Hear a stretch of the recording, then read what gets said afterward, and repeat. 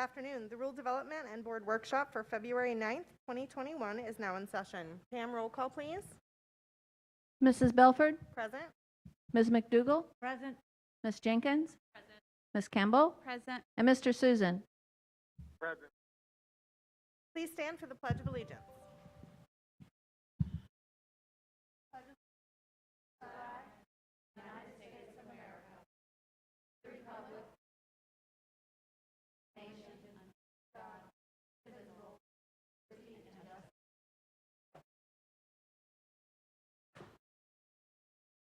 Our first order of business is to hold a rule development workshop for Board Policy 5350, Student Suicide Awareness and Prevention. A policy work session was held on January 19th on this policy. Today will be the public's first opportunity to publicly address the revisions. Is there anyone present who wishes to comment on Board Policy 5350, Student Suicide Awareness and Prevention? Is there anyone present who wishes to comment on Board Policy 5350, Student Suicide Awareness and Prevention? That concludes the Rule Development Workshop, moving us into our Board Workshop on LEA Profile Overview. Chris Moore, Assistant Superintendent of Student Services, will facilitate this topic. Ms. Moore? Good afternoon, everybody. Let me get this PowerPoint up and running, and we'll get started.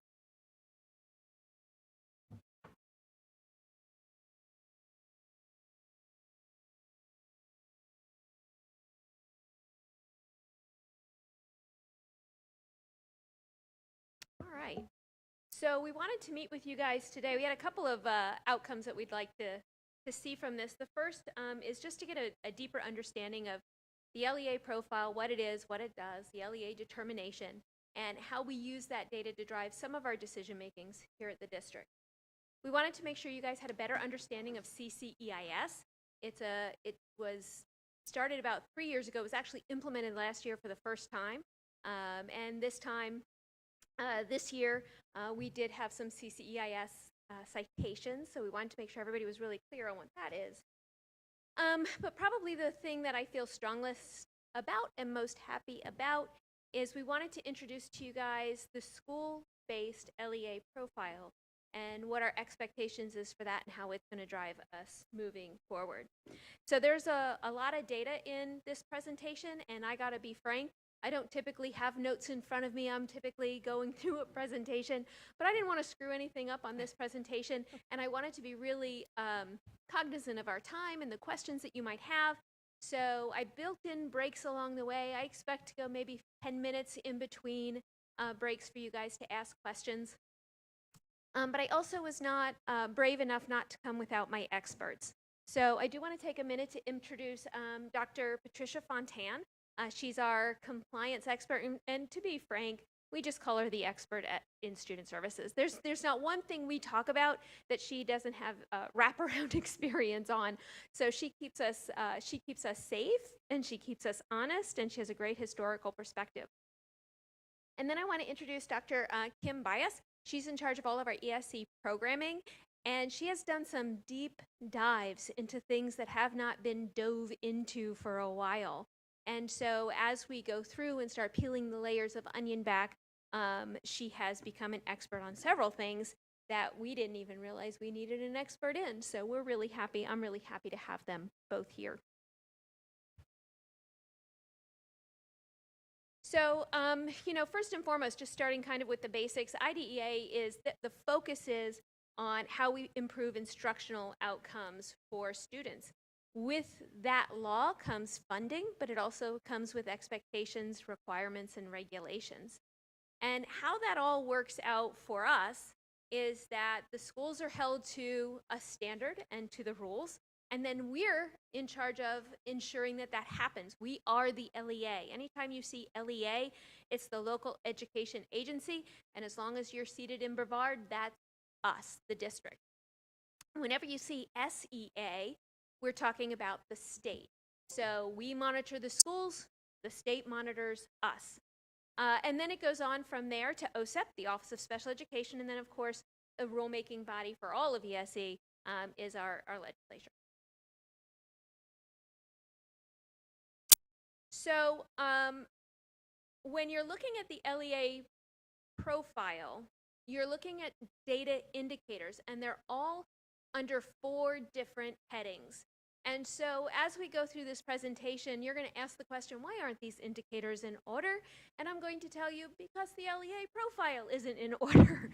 It is under these 4 headings. The first heading is, of course, educational benefit, which might be graduation and work and post-secondary education. Educational environment, in what kind of room students are educated in. Prevalence, how often and who gets staffed into our ESE programs, and then parent involvement. So the indicators are on the left.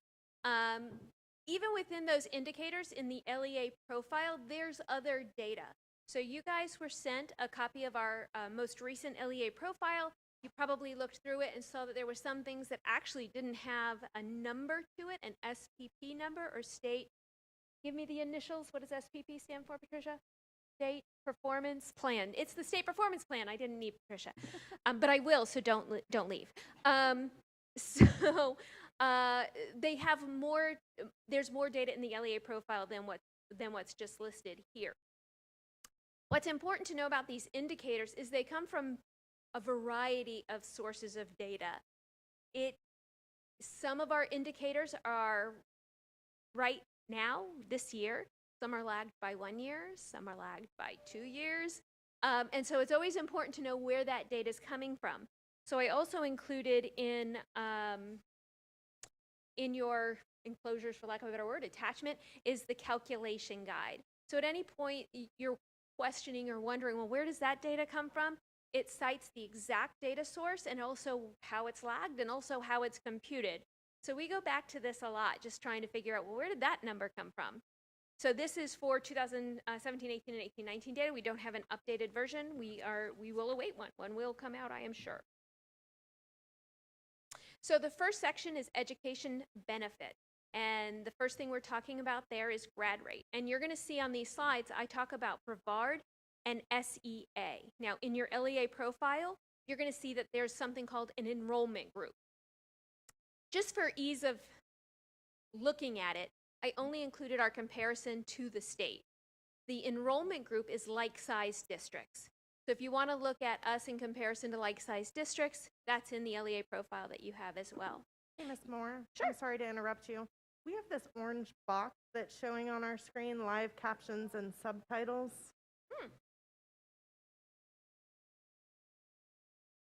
Well, why is that? Why is that, Russell Cheatham, my expert on all things technology?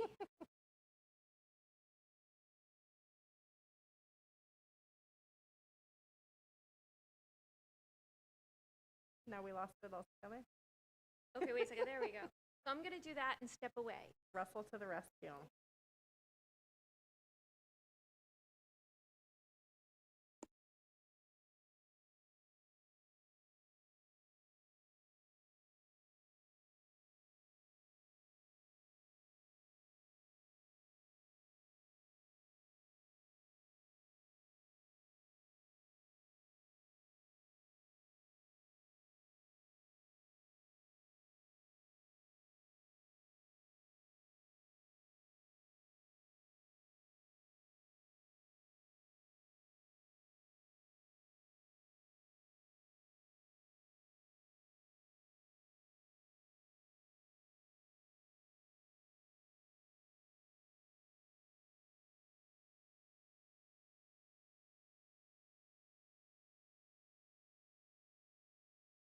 Well, let's see if I go from the current slide.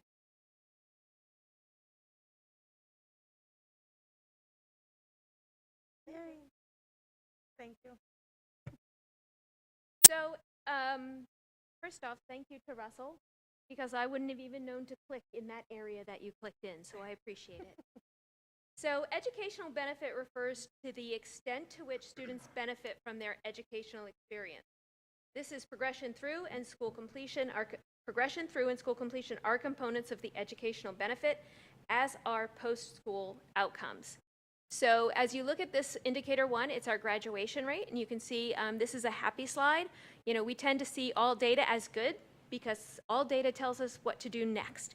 whether it is to keep doing what we're doing or to change and refine and review and repurpose. So this is good data in the positive direction. Our grad rate has gone up every year for the past 3 years for our students with disabilities. And in fact, we have the 2019-20 data, and we have gone up to 80.6. So we have another improvement in our graduation data.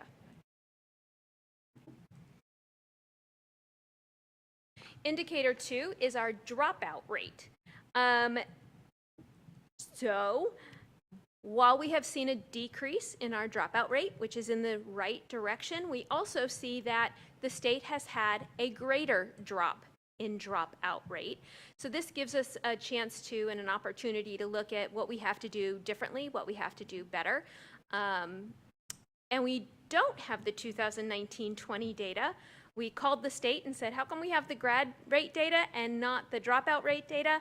And there was a realignment up at the DOE in the Bureau of Exceptional Education, and that was left on a desk.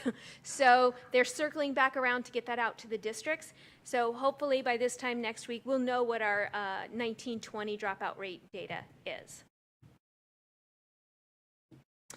So this is where we can look at something significantly impactful.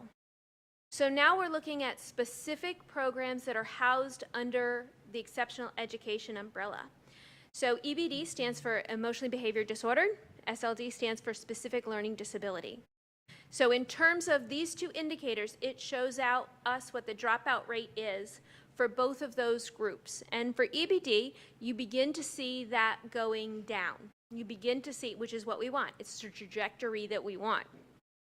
But if we just look at the bars, we're missing a significant number, and that is that 33% of our students who are in emotional behavior disordered classrooms drop out prior to graduation. So one of the things that we've looked at, and we looked at this starting, back when it was at 51%, is how are we misserving or not serving our students in those classrooms? We went in and put in ESE specialists or behavior techs in each of those units. So I believe it's an ESE specialist in elementary and a behavior tech in secondary to begin to work in those EBD classrooms. Part of the issue with that is keeping those people hired, finding them and keeping them. Every year we begin the year with EBD classes that don't have teachers and are not fully staffed with what we believe is the right support system for those classes. So we continue to look at that and work on that and try to keep those programs fully staffed. When we look at the federal dropout rate for our students with learning disabilities, we see the trajectory going in the wrong direction. We see that we're beginning to have more students who, with learning disabilities who are dropping out. And again, we don't have this data yet for 19-20, but we've added a couple of things this year just based on this year's data. So one of the things we looked at is how we use learning strategies in the secondary setting.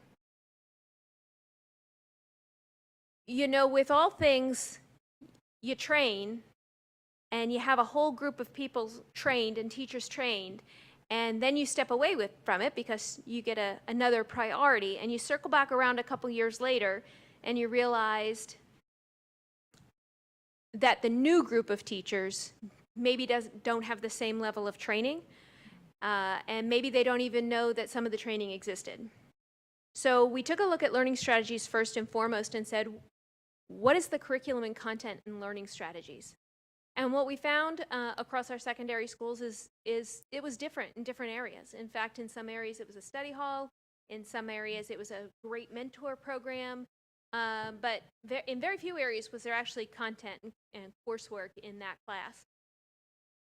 And so we did a couple of things. The first thing we did is we hired another resource teacher for SLD.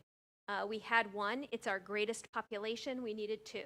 We focused one on elementary programs, one on secondary programs. We have pushed in and are starting, and we have scaffolded our learning strategies and aligned them to grades. So there's not going to be any more students coming in the 7th grade learning one learning strategy and learning it again in 8th, and again in 9th, and again in 10th, and again in 11th, because that's the one that everybody likes and that's the one that everybody knows. So there are very specific strategies that are going to be taught in 7th and 8th, 9th and 10th, and so on. And then we developed a training plan for how we're going to get all of our teachers trained in those strategies. We also looked at some of those courses that are the courses that our students fail the most, starting with Algebra 1. And so this year we started working with our Gen Ed teachers as well as our support facilitation teachers to teach a content enhancement strategy for Algebra 1. What are some of those tricks of the trade that help all students, but specifically help our students with learning disabilities retain and learn the information from Algebra 1? I don't remember how many schools we worked with this year. Do you remember? Can you hear me? Yeah, I can. Okay. We started with 5 Mhm. for the priority schools in secondary and trained them last summer. And we have one that's fully doing it. Fully and integrated. Implementing it. I could hear, but just in case, we started with 5 schools last summer. One is fully trained. Part of the reason is that, when you train, you're training who might be the algebra teacher, and by August, they might not even be at that school anymore, or they might not be the algebra teacher. So we have a training plan. We shared it with Leading and Learning, I think about a week ago, and we're rolling it out to the schools soon, next week, the week after soon, that lets them know what the path is for making sure all of our algebra teachers are trained in content enhancement strategies to work with our students with disabilities moving forward. In addition, we piloted Snap and Read. Snap and Read is a program that gives everybody access to print literature so that your comprehension is not impeded by an inability to decode. And that's being used across our schools this year. So we hope that with looking at academic success, we begin to look at retaining our students with learning disabilities. That number is 14%. Again, it's higher than the state. It's higher than we want to be. And it does impact our overall dropout rate disproportionately in the district.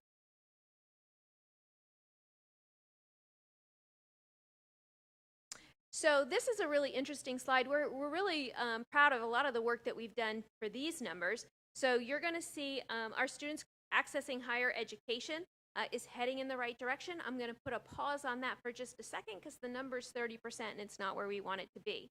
But I do want to focus on the middle two, students with disabilities going into higher education or competitively employed, as well as students with disabilities in any employment or any continuing education. Those numbers are significantly higher than the state, and it is because we have programs that make it so. We have transition programs that work with our students as they exit high school. We have a very robust BLAST program. For those of you guys who haven't visited a BLAST program, if you need a moment in your day to see something amazing, pick a BLAST unit and go visit. It's a program that works with our students who have graduated, our students with intellectual disabilities who have graduated from our regular high school and have moved on, or have, I'm going to use the word, have deferred their graduation, thank you, and have moved on to learn life skills and employment skills. Those students through the BLAST program will get some work experience. They may join LEAP and get a work coach at specific sites. They may move on to Project Search and actually get an internship at one of our hospitals, leading to full-time employment. But the numbers that you see on this side, I think, are reflective of that robust transition program. And we continue to look to make it better and to grow. 14A, students with higher education, again, above the state, but not where we want to be, certainly. We have in the past worked with Eastern Florida State College and have started down the road, and there have, sometimes there's been blocks on their end, sometimes there's been blocks on our end. We just haven't been able to get over that hurdle, get over that block. It is front and center again this year. We're meeting with a new person. A new person has taken on that role. I don't quote the name because I don't remember it. But it is very much in the scope of what we want to do to partner with Eastern Florida State to give our students with disabilities a leg up in higher education. So I'm going to pause there. That's the end of the educational benefit section. And just see if there's any questions or any follow-up that you'd like us to get back to you on in that area. Does any board member have any questions? Ms. Jenkins? Yeah, I have a question.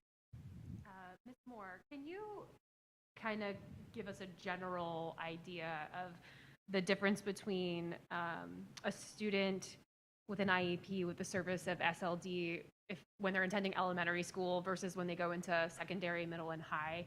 And the reason I ask that is because I'm primarily from that elementary world, right? And I know there is a very big difference. So I'd kind of like to hear like what that transition is, and then a follow-up to that, maybe if you can embed it in there, is has there ever been a thought of maybe continuing the model of elementary and middle, just to give that longer content, standards-based, small group instruction to our students, and then kind of transitioning the program into high? I'm going to take it from the place that I know, and then I'm going to go over to Patricia and Kim and have them add to it. So, every transition is an IEP team meeting, and it's a review of where students are, what they need, and where they're going. So when you look at speech and language or language impaired, they're always looking at what are their goals and how are we meeting the goals by minutes. Now, based on my experience in school, I was a principal at a secondary setting at a high school. I had a speech and language pathologist that was assigned to me in another school, and she pulled small groups based on needs. Based on my experience in an elementary school, she pulled small groups based on needs. Now, the scheduling is different.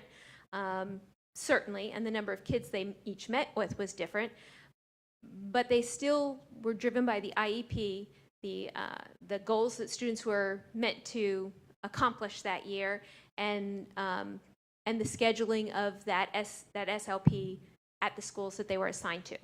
Now, that being said, I know that you're going to get a richer answer from over here, so I'm going to point over there. So I didn't want to interrupt you, but I was actually inquiring about the SLD program. Oh, I thought you said SLP. Oh, I'm so sorry. Yes. I thought you said SLP, No, which that's made okay. sense that you were asking me, so I was ready. Okay. I didn't want to interrupt you. Oh, sure. Okay. Similarly, so when in the elementary setting, we 80% of our students are served in the gen ed setting. 80% of our ESE students are served in the gen ed setting. And so what that means is, for the most part, our teachers are pushing into those classes and supporting those teachers.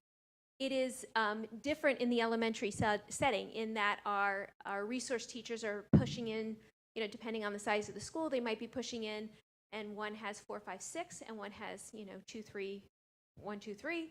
And in the secondary setting, they're pushing in by content. One might have English, social studies, one might have science and math. And in the same way, they both have pullout. So we have resource pullout in elementary, and in secondary, that's scheduled by course.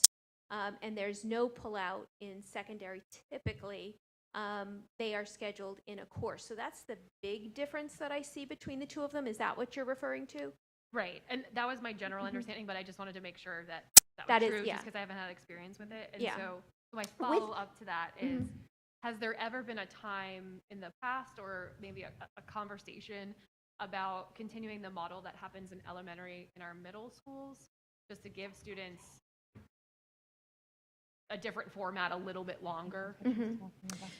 So a couple of things, and I'm going to go to my group historian here in a second. There is a model for pullout, but it's typically for, like I said, your speech and language, your deaf and hard of hearing services, OT services. There's a pullout model there that's scheduled in for FTE and within our system. And there is the push-in model.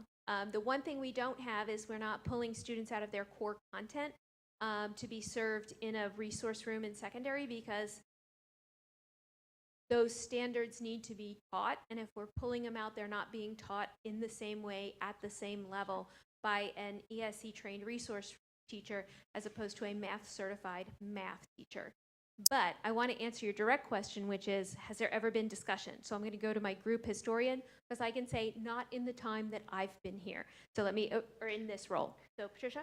I think what we're going to be talking about is teacher certification. Once you get into middle school and high school, those teachers have to be certified in the core content and ESE. We have tried. We have found one or two in some of our VEB classrooms where we've had a teacher who is ESE certified, ELA, English, math, I mean, but they're rare. You can hardly find the secondary teacher that has the ESE certification and all the content area certification.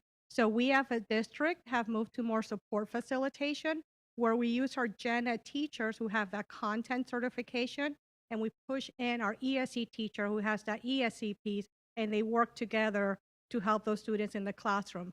We do recommend our middle schools and high schools when they have classrooms, they have support facilitation, that they have less numbers of students in those classrooms also in order to meet the needs of all the students. And then did I miss anything? Did that answer your question? Yeah, yeah. Thank you, Ms. Jenkins. And I'll tell you, speaking from experience with children with IEPs, once they get into middle school and high school, they don't want to be pulled out of their classrooms for that. I mean, I absolutely get where you're coming from, and I, you know, if we could find the perfect teacher, I think it would be awesome, but I think it starts to become a stigma too when they get older. At least that's what I experienced. Fine. Ms. Moore, I'm sorry, did any other board member have a question for Ms. Moore? On the data that we're looking at, does that include students who are participating full-time in our public schools? Or does that include students who may be homeschool, private school, charter school? Like, is it only our public school students that are included? I'm going to say that I would go back to my what is that data pulled from? Okay. Because I don't want to guess and I don't want to give you bad information, but for the most part, we are talking about our pre-K 21, basically, public school students. And does But I would verify for any of the data. Got it. And then my other question is it only analyzing those individuals who have an IEP in place at the time of graduation? No, you mean the graduation data? Yes. So for example. Ooh, good question. Do you know that off the top of your head? Hold on, that's a good question. I believe it goes by the cohort, like it's the cohort year, when they went into 9th grade. I am not sure. Once we dismiss them, do they take them out of that cohort? That's something we would need to look into. Thank you. And for that, you always ask the best questions. For that information, I will tell you, it doesn't, even in this book, it doesn't specifically say that, so we're going to have to check that out. Thank you.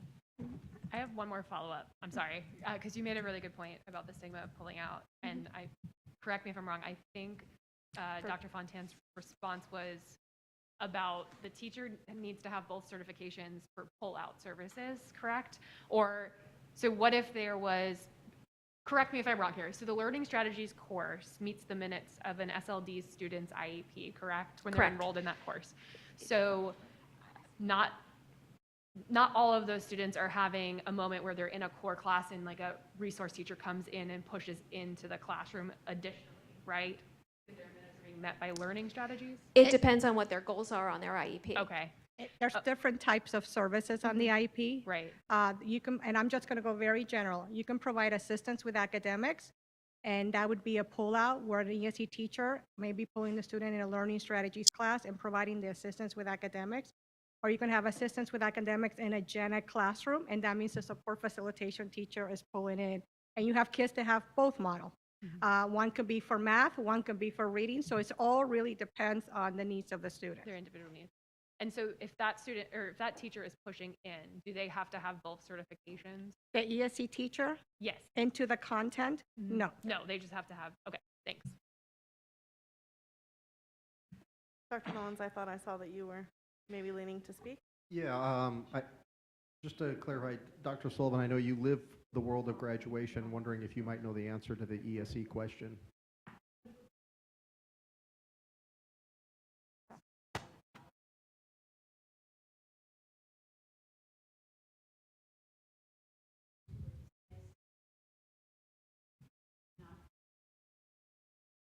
Thank you.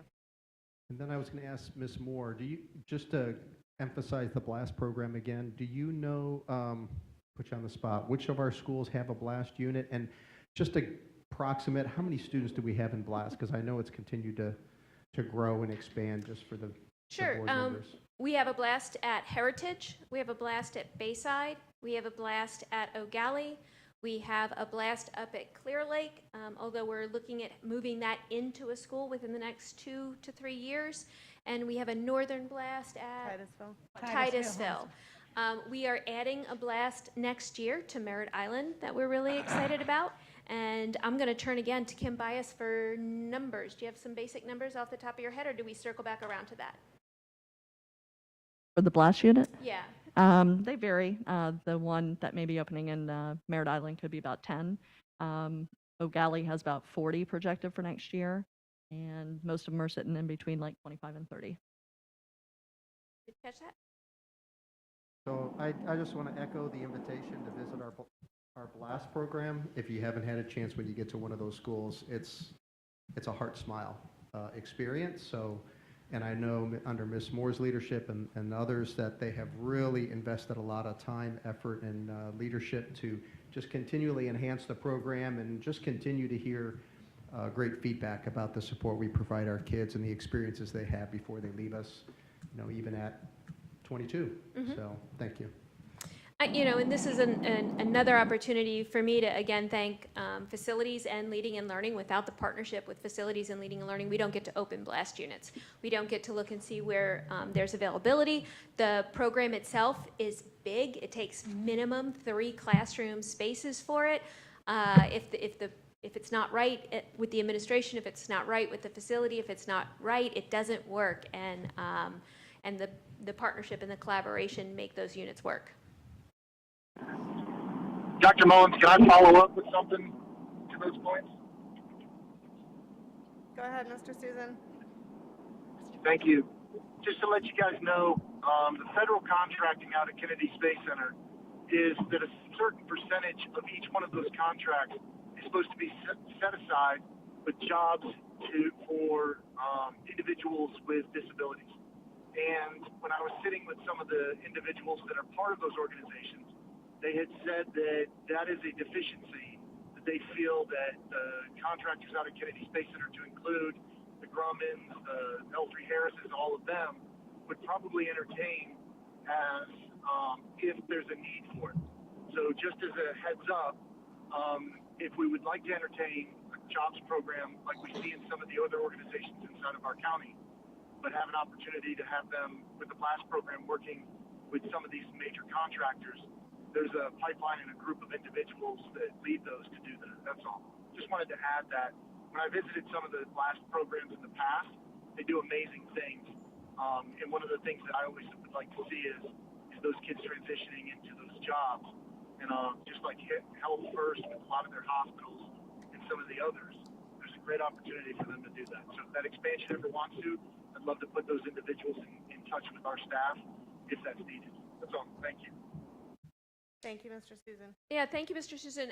David O'Brien is our resource teacher that's over our transition programs. It's probably looking at maybe a project search, which is an internship that leads into full-time employment, or LEAP. It's a job coach opportunity for students. So if you could get David O'Brien in touch with the right people at KSC, we'd be happy to explore that.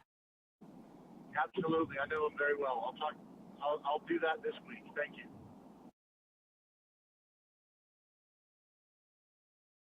All right, any additional questions or comments for Ms. Moore on this section before we move on?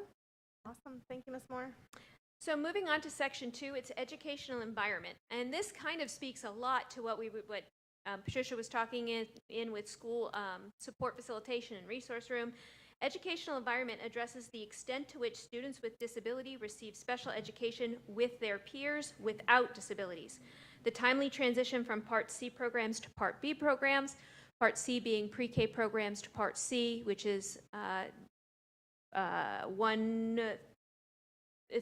ages 3 through 21, sorry. Part C is 0 to 2, Part B is 3 to 21. As well as secondary transition IEPs, and significantly, the risk ratio for out-of-school suspensions and expulsions for students with disabilities compared to those without. And so this first slide talks about regular class versus resource room. So for our purposes, a regular class includes any student with disability who spends 80% or more of their school week with peers without disabilities. Resource room includes student with disabilities who spend between 40% and 80% of their school week with peers without disabilities. And what you're going to see there is Brevard is absolutely above the state where it goes for regular class, but later on you're going to see our grade basically. The state has a goal for LRE, least restrictive environment, and we are not meeting it. Right now we're at 79%. The goal is 85%. And unfortunately for 2021, you're going to see that our LRE goes down. And it was in response to how we scheduled secondary this year. We scheduled secondary purposely. It was the right thing to do. It was the safe thing to do for our kids. It was the right thing to do in terms of, numbers of kids were quarantined, as well as number of kids that other kids had access to. But what it did is for a student in secondary that had a learning strategies class, they went from one of 7 classes being with no non-disabled peers, which is 86% LRE, to 1 in 4, which is 75% LRE. So we are aware, we know that number is going to go down. That is going to have an impact on our LEA determination, which I'm going to talk about a little bit. We're hoping we get forgiveness instead of our hands slapped, but if not, we'll work through it. But I just wanted to give you a heads up, that's what's happening. Of course, Brevard and the state are kind of neck and neck with our resource room placement. And then we go into separate class and separate environment. So separate class is when a student with a disability spends less than 40% of their week with peers without disabilities. This might be, for example, an EBD program in one of our schools. A separate environment includes when students with disabilities are served in other schools, like our 2 special day schools, a residential placement, or even our hospital homebound services. You can see that, again, we want to be low here. We want to be lower than the state. As to the greatest extent possible, we want our students in front of certified teachers, hearing and learning the standards, being taught with their gen ed peers.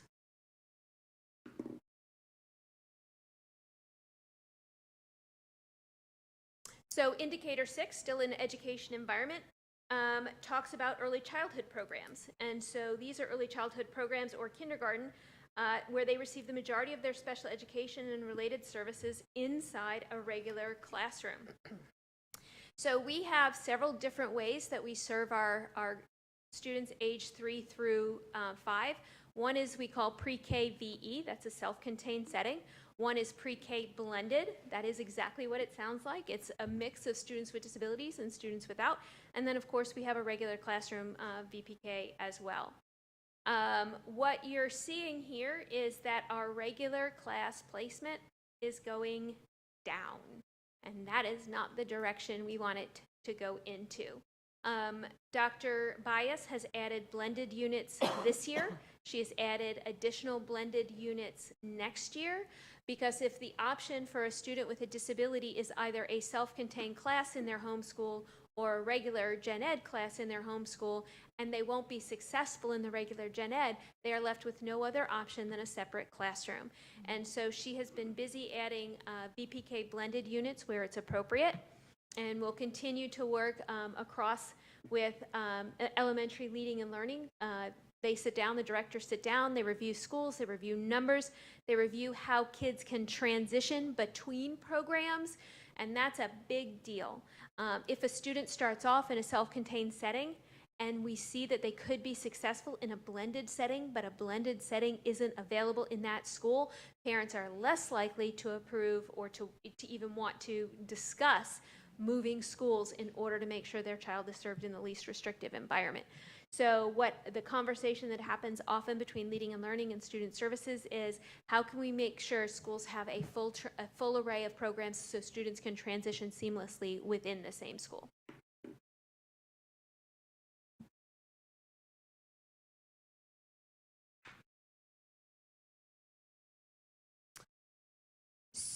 So this looks kind of good but weird. Um, these are the students who are going to transition from Part C, meaning 0 to 2, to Part B appropriately with an IEP developed. In the slide that I posted to you guys, I realized it was reversed because my brain just wanted it in alpha order. So this is the corrected slide. It's transition from Part C to Part B. Just to highlight, this is greatly impacted by COVID. We are not at 100%.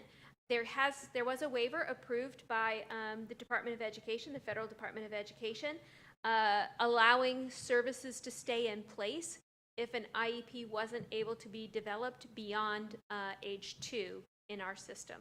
So again, we know this data is going to look worse next year. We're prepared for it to work next year, but our focus was on continuity of services.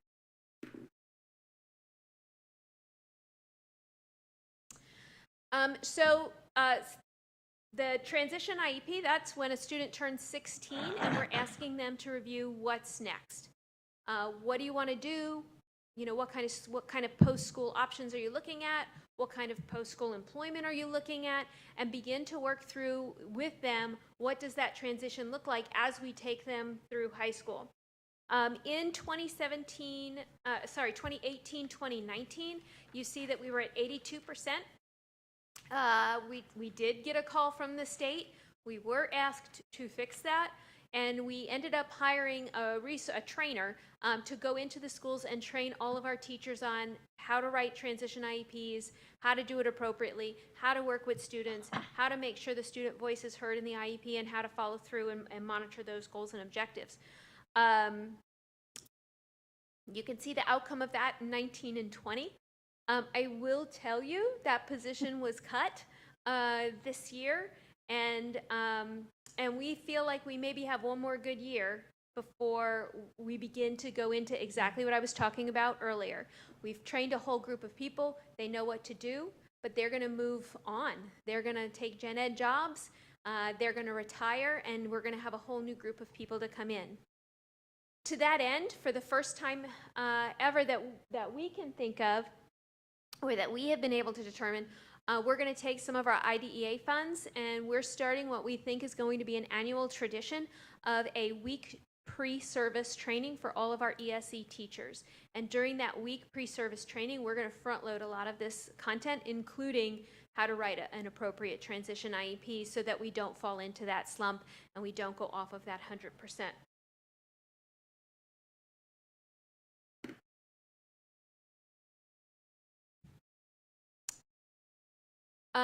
Now we're here to talk about risk ratios. You guys have heard me talk about risk ratios a lot. Typically, it was in reference to the general population. These risk ratios are specifically for our students with disabilities. You will see to my left, I think it's to everybody's left, are the discipline risk ratios by year for students with disabilities. You will see we peaked in 17-18 and came down a little bit in 18-19. We, of course, don't have the 19-20 data, but we are tracking it, and we believe it fell again. For students with disabilities, not to be over twice as likely to be suspended than a gen ed student. As you look to the right, those are all students with disabilities, but now they're broken down by race. This is a significant slide. So you can begin to see our Black students with disabilities are 5 times more likely, based on the 2018-19 data, to be suspended over any of the other subgroups. Our multiracial students, 2 or more races, are 3 times as likely to be suspended than any other students with disabilities to be suspended over any other student with disability subgroup. So what are we doing there? This is going to be the first time you hear me talk about the school level LEA profile. So we had already pushed into the general schools. We monitor their risk ratio. We have target schools every year. We work with them to problem solve. And we have about a 50% success rate. It's better than doing nothing. It's not as good as we want it to be. And by success rate, we have been able to lower the risk ratios for students with disabilities and by subgroups in those schools to under 2, which is where we'd love it to be 1-to-1, but under 2 is acceptable by the state.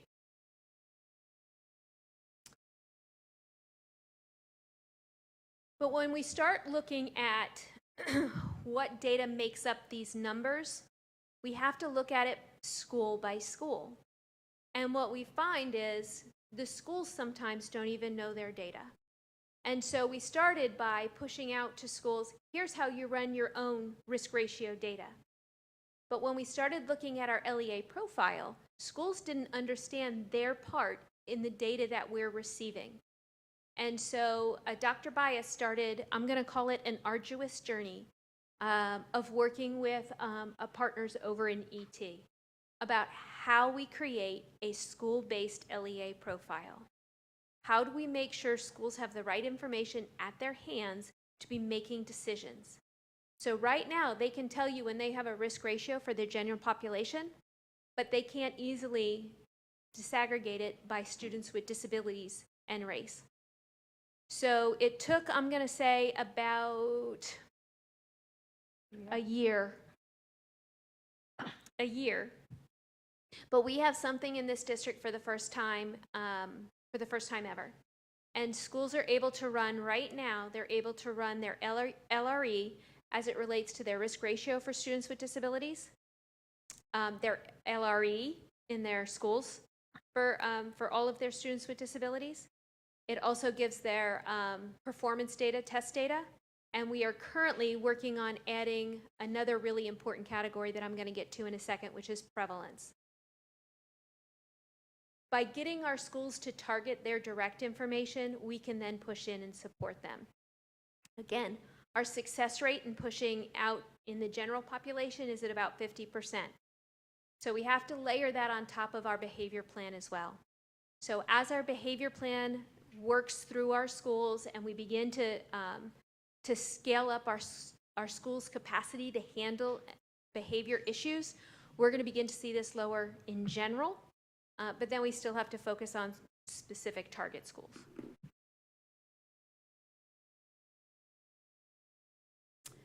So that's a good place to stop for questions, because this slide, the past slide, is a slide we spend a lot of time on.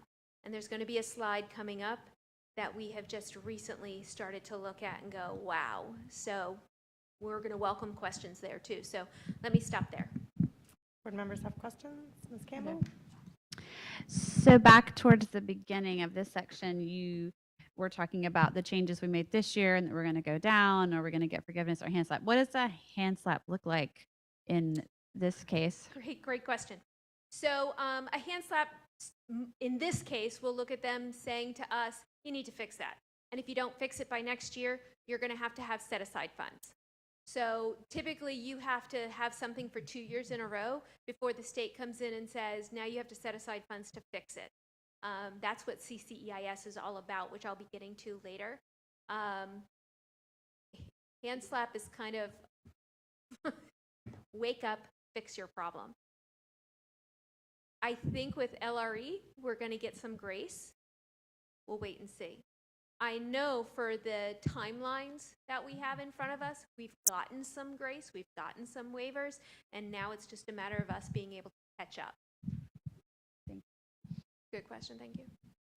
Ms. Jenkins, it looked like you had a question. Yeah, a couple of, I guess, statements and then maybe a question, but I just wanted to say I appreciate the effort of increasing those blended VPK classrooms.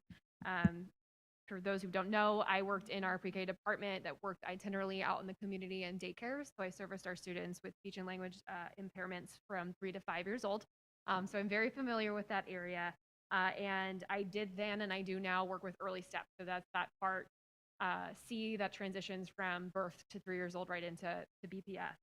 And I can tell you that one of the frustrations I always heard as a BPS employee also working with early step from early step was that they were always frustrated that there wasn't enough space to appropriately place those students that were transitioning into BPS. So they were offered a separate class or they were offered nothing at all, and they felt like the student really needed kind of that in between. So I'm really glad to hear that there's more blended programs. And I know that Ms. Klein is well aware, but I would love to see VBKs in every one of our schools like she does. I think that's wonderful. I think it's a great way for us to target those numbers that we want to improve. I have a random question, but I kind of feel like it falls in this area. Do we have any data on the number of students that have been on an IEP and are dismissed before they graduate?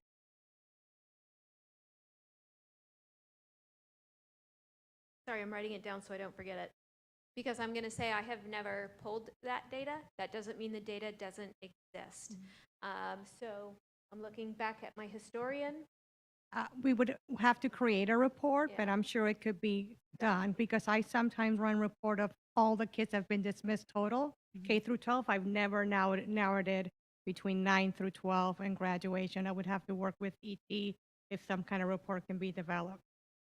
And I think what would be interesting to see, the significance of that, of course, is, the goal of the state is for our students to be in their least restrictive environment. So if we see a really amazing number there, that's kind of telling us right then and there that our students are transitioning into their Gen Ed classrooms, which would be really good to see. It's actually a question I had in the pre-K world. I think it would be really interesting to see our students that are participating in that 3 to 5 range. If I don't even know how we could collect this data to find out if they are being dismissed and transitioning off of an IEP. When is that happening? How often is that happening? Just to see how significant and important that early intervention is and how it's affecting our district later on. I think that would be really good data to have. And I have something else, but I think it'll probably more relevant in the next section. All right. Thank you. Ms. McDougall? I was wondering, looking at the discipline risk ratio by ethnicity, and so when we look at this, can we drill down to see exactly what the incident was that led to them with the discipline? Because I'm seeing it would be important to see if there's a pattern.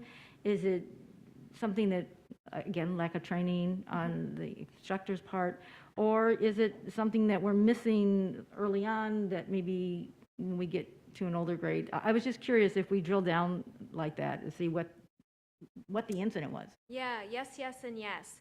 So for our target schools, we actually send in a team to help schools drill down. And what we do is we actually provide them the data that tells what kind of referrals they're having, when they're having them, what's the frequency, what's the location, and they start looking at it both individually by the student as well as system-wide. Are there, if we put processes in place, will maybe a transition between lunch and 5th period decrease the number of referrals that are happening in that transition? Is there a particular class that it's happening in that we have to wrap support in there? So yeah, in our target schools, we have a whole team that goes in there and works, and by target schools, those are schools that have significant risk ratio issues. We have a whole team that works with them all year long. And that's where I said we've had about a 50% success rate in lowering the risk ratio of the schools that are that were part of that target group. In terms of everybody, yes, you're going to see with CCEIS, we've gone in and trained specific individuals to understand that problem-solving process and looking at data that way. Are they as proficient as the team? No. That team knows that upward, downward, sideways. But again, if you're looking at students, if you're looking at schools with risk ratio issues, there's a significant impact on the achievement of those students in those schools. And we've had great feedback from principals that need more or need different, and we'll continue to try to figure out how to best to serve those individual schools. So, thank you, Ms. Moore. I'm excited about that. I think that's important. But I also think, so we're only successful at 50% at this point. At this point. Anything in particular that's making it difficult? Or, I mean, I'm just curious, really. Yeah, you know, that again, that's a great question. When there are some schools that have a lot of other supports in place, There are some schools that are further down the path, and some of those things, the research-backed behavior plan strategies that we're implementing across the district. There are some schools that may have more challenging populations, Yes. both students and educators. And so we, it's not a matter of throwing the baby out with the bathwater. It's a matter of circling back around and going, all right, let's look at this problem sideways. The other thing, and I think this is significant, and I'm glad you brought it up, when we push into a school with a team, we don't say, this is your problem and this is your solution. We say, here's the data, let's talk through it. What do you identify as the problem? And what are 3 to 5 solutions that you have? So just like the multi-tiered system of support, they're going to look at, hey, this is the solution we're going to try now. So it may be they tried the wrong solution. It may be they tried the right solution but didn't have enough support. So circling back around to those schools and working through the problem-solving process with them is going to be key in trying to address those risk ratios.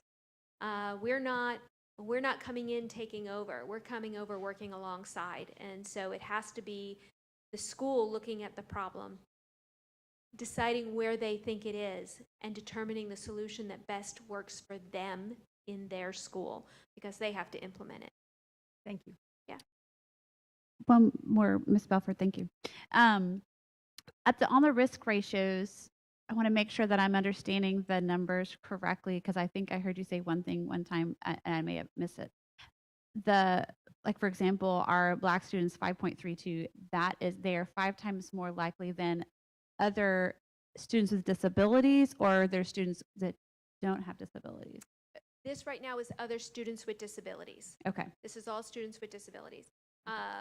When we talk about, I want to double check and look over my shoulder. Yeah, okay. You get to talking about it and you're like, I think I know what I'm talking about. When we talk about risk ratio, otherwise, when I'm not standing here talking about the LEA profile, we're talking about gen ed. And we're talking about all kids, not just gen ed. We're talking about our whole population. Right. But that's what I'm saying. So that 5, if I'm just reiterating, sorry, because I want to be clear. Our Black students with disabilities are 5 times more likely to have discipline issues than our any other race students with disabilities? Correct. Okay. I just didn't understand why all those numbers can be greater than 1. Give me more. If they're all greater than 1, then right. Because they're all in comparison to something else. Okay. So I will tell you, go ahead, Patricia. I will tell you, every time this question is asked to me, what I end up doing is going, okay, I'm going to send the formula to you. Oh, you gave it. It's in one of the other sheets, right? So I Okay. can go back and look at it. I guess and I may be wrong, you guys need to jump in. So if I'm a student with a disability, she's a student with a disability, African American, I get suspended 1 day, she is probably going to get 5 suspensions. If the risk, she's 5 times more likely than from my 1 suspension, she may get 5. Jump in if you guys are not. Right. No, I get that part. I just don't understand why nobody's less than 1. If everybody is more likely than everybody else, then that doesn't work mathematically. I'm just trying to wrap my brain about that I part. had this whole conversation one day with my 2 math friends, Robin Novelli and Mark Mullins, and I finally said, listen, I'm going to send you the equation. I didn't come up with the math. Thank you. Thank you. So- It's in the It's in calculations and page. I specifically put it in the notes of those slides. Thank you. But Okay, I actually have a question kind of following up on what Ms. Campbell brought up. And so we know that within our students with disabilities, that our Black students are 5 times more likely to be disciplined than other students with disabilities. How does that compare to our Black students in gen ed with regard to disproportionate discipline from our whole population? yeah, I'm going to have to send that to you. We do track that number. I just don't know what it is right now, right this Okay. very second. So I'll be happy to send that, the Gen Pop risk ratio, both for the district, and I can do it by school as well. Okay, perfect. And then you mentioned that you all have had 50% success in going in and working with the target schools and reducing risk ratio. I want to make sure I understand correctly that the work that you all have been doing with those teams in the target schools is focused on behavior across the school and not specifically on students with disabilities, correct? That group, yes. There's another CCEIS group that's working specifically with risk ratio and students with disabilities, specifically in school suspension rate. But that group is focused on all schools, their risk ratio for out-of-school suspension for all kids. Okay. And how many of our schools are target schools? I want to say 12. No, not 6. No, not CCEIS. Yeah. Yeah, I'm going to say it's 12. I believe we did 12. And I'm guessing we chose 12 because that was our capacity to address. We did 12 because those were outliers. So we didn't have more than 12 outliers? We had 12 that were major outliers, and then we Yes. had some watch schools. And we split them up into tiers. If out of the 12, and I don't have the numbers in front of me. We did if you were higher than a 3-point risk ratio, you were like a tier 2. If you were higher than a 4, you were a tier, and you got different level supports. The state wants us to be under 2.0, so that's what we're trying to get them all. So we selected the schools based on the higher numbers that we had. But let me answer the question you asked. If we had more capacity, would we serve more schools? Absolutely. I have a team of about 4 to 5, 3 consistent, 4 and 5 when I can pull them in, and they all had full-time jobs before we started focusing on what level of support we're giving to schools. Those are the schools that we can serve with some kind of, with efficacy. Got it. And how many, you said, so you have the target team, we'll call them, for Gen Ed, and then you also have CCEIS, a target team there as well. How many schools are we targeting in CCEIS? 6. Okay. And are those two groups of schools mutually exclusive? Yeah. So is it a total of 18, or is there some overlap? I'm trying to think. I think there's a little bit of overlap. I think 1 or 2 are overlapped, but I don't have the risk ratio whole school list in front of me, but my memory is saying there's 1 or 2 that are overlapped. How long have the teams been in place? Was 1920 the first year that they were formally working with those schools? Yes. And that was for CCEIS as well? No, CCIS started, let me rephrase, 1920 was the first year we pushed the teams into the schools with a general risk ratio issues. CCIS started in 2021.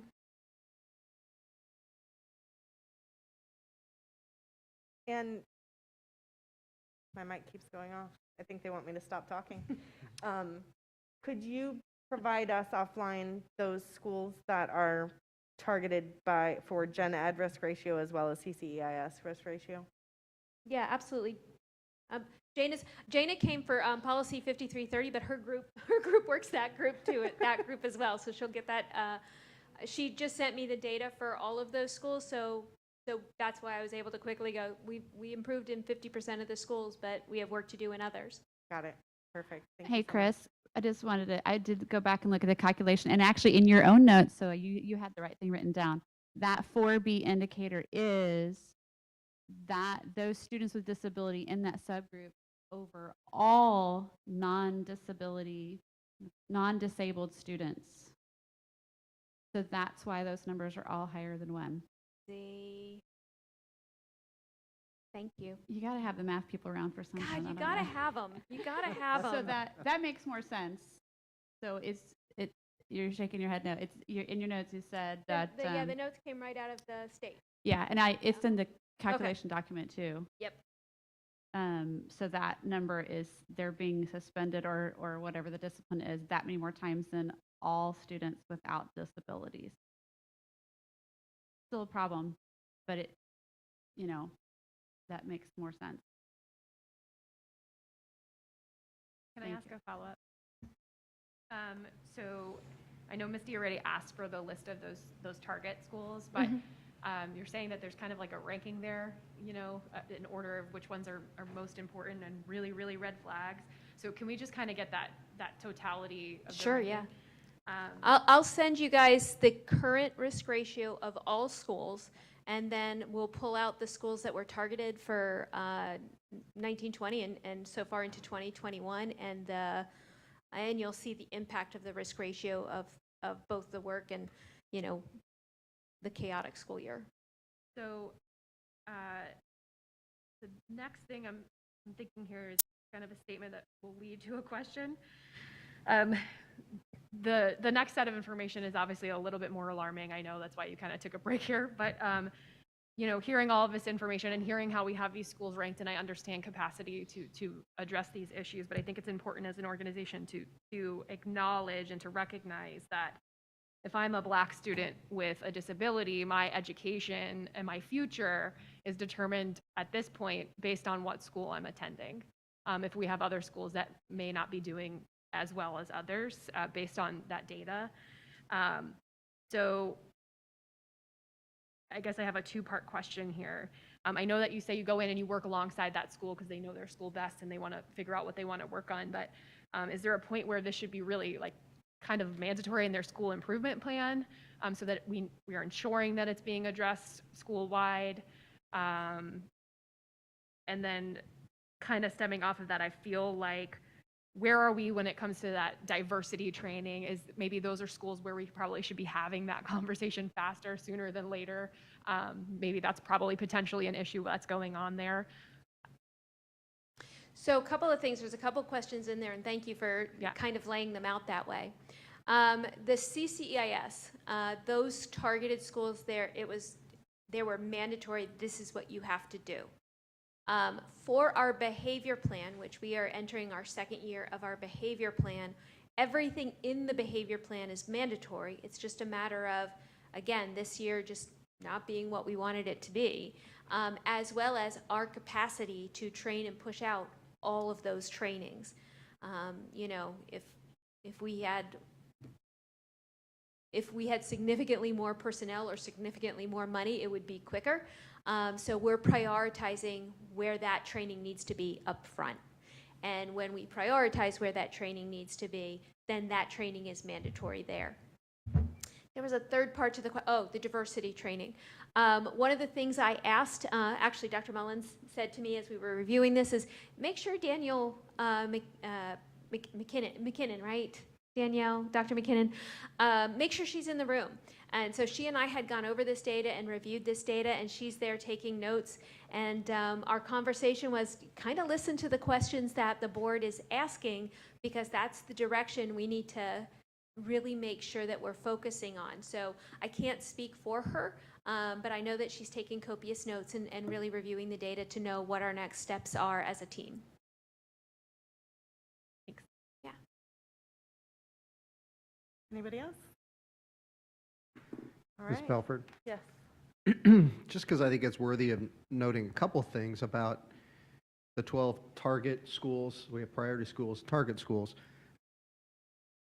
The team, a group of 3 to 5, were initiated last year, and we all know what happened. We lost a quarter of the school year.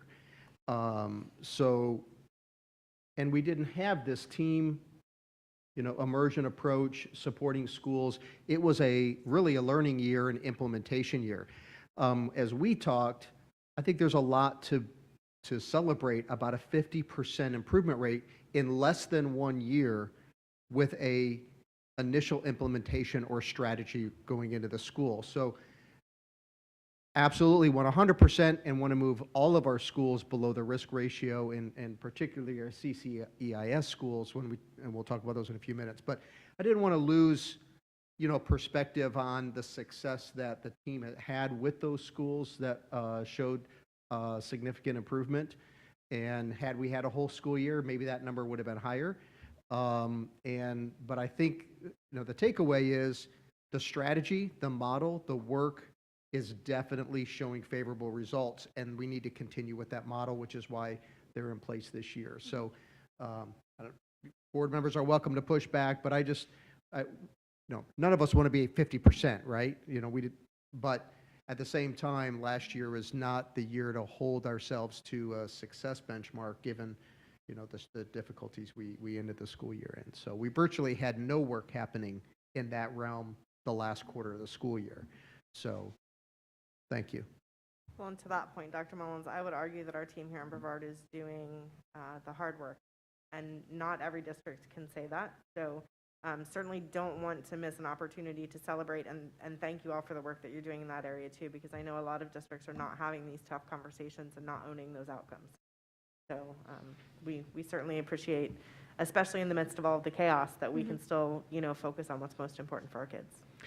And if we're, Mrs. Jenkins, just to validate your questions, you're absolutely right. It is very concerning that our African American Black students are showing the risk ratio they are. But if we're honest about it, it isn't completely surprising when we look at our other data of our minority students' academic performance in our subgroups. And we've known and presented to the board at least the last couple of years, our Black students underperform their subgroup peers across the state, which is what has led us to where we are today, why we are so focused on equity, diversity, and so on. So, you're absolutely right. It is concerning, but it's not completely disconnected results compared to what we know about their academic performance across our schools. So I know Dr. McKinnon had a deep dive into that data, like, I don't know, day 3 maybe on the job, and because we've been wrestling with it for the last at least 2 years. So I think it's all part of, that we'll be presenting to the board in a couple weeks. First response to Dr. McKinnon's first 90 days. What are our next steps? How are we going to, to use that cliche, eat the elephant one bite at a time and really make sustainable, substantive impact on our students and student groups. So we're going to have more conversation in a few minutes about CCEIS, but we've got more conversations to have here in the next couple weeks over the work that's happening across the district as well. So thank you. I just want to say, and I could be taking this the wrong way or interpreting things the wrong way, but the intent behind making statements or asking questions is not to judge the work of the people at the district level by any means. But these are uncomfortable conversations to have that need to happen. And I think it's important that we do dig deep and we do acknowledge, when you know better, you do better. We have the data in front of us. I'm pleased to hear that we have people going in and trying to fix these high-risk schools. But I think it's also important just to continue to talk about it, talk about how we can improve it, because as we all know, unfortunately, there is a tumultuous community, even nationwide, when it comes to this topic. And I personally believe in order to have community support, community buy-in to actually address this kind of a problem, we need to talk about it. And we need to talk about the things that may not be positive or can improve, even if they are positive, because we put something in place in the middle of COVID and didn't have the opportunity to really put it out there. And so I just want to say that it's not finger pointing. We're not here to talk about who did this and it's all your fault and you didn't fix it. But I think it's really important for us as an organization to talk about it and talk about what are we going to do. So we see this data. What are we going to do? Let's keep doing it. So just as a quick response, and then we'll go into prevalence. First off, I appreciate that. I will tell you, I had a conversation with Jason Lobley not too long ago. He leads the team that pushed into our target schools. He literally said to me, we need to get this right. This is the most important thing I'm doing. This is the most important thing we're doing. So the review of the LEA profile came from us. We knew we had data that hadn't been presented to you before. We knew all the data didn't reflect the, success all the way around the district. It reflects work, and it reflects work to be done, and we knew that. So I don't take it as finger pointing. I'm good, and that's why we built in questions. But I also want to say thank you to Dr. Mullins, because the team needs to hear that attaboy. They're working really hard, and hearing it from you is going to make a world of difference. So thank you for refocusing. I was talking to Beth Betty about this presentation, and I said, this is going to be the most boring presentation I've ever given. It's just data, data, data, data, data. And Dr. Sullivan loves data, and she comes up and she talks excited and with, just power. And she said, well, just channel Dr. Sullivan. So I wasn't doing a very good job, but I'm going to try to do better on being more excited about the good parts that we are showing here. So are we ready to move into prevalence? Yep. So the prevalence indicators for students with disabilities include the percentages of students evaluated within 60 days, student membership by racial and ethnic categories, and risk ratios by ethnic categories as they are identified as students with disabilities. This first slide talks about students who were evaluated within 60 days of receiving parental consent. We look awesome for 18, 19. Not going to look as awesome for the next 2 years. The evaluations, much of them are face-to-face and have to be face-to-face, and many of our parents don't feel safe doing that. Again, we know this is going to be impacted by COVID. We're doing catch-up as catch can, but we know those numbers are going to go down. So this next slide, this is state. So the state general population broken by demographic, the state population broken by student with disabilities.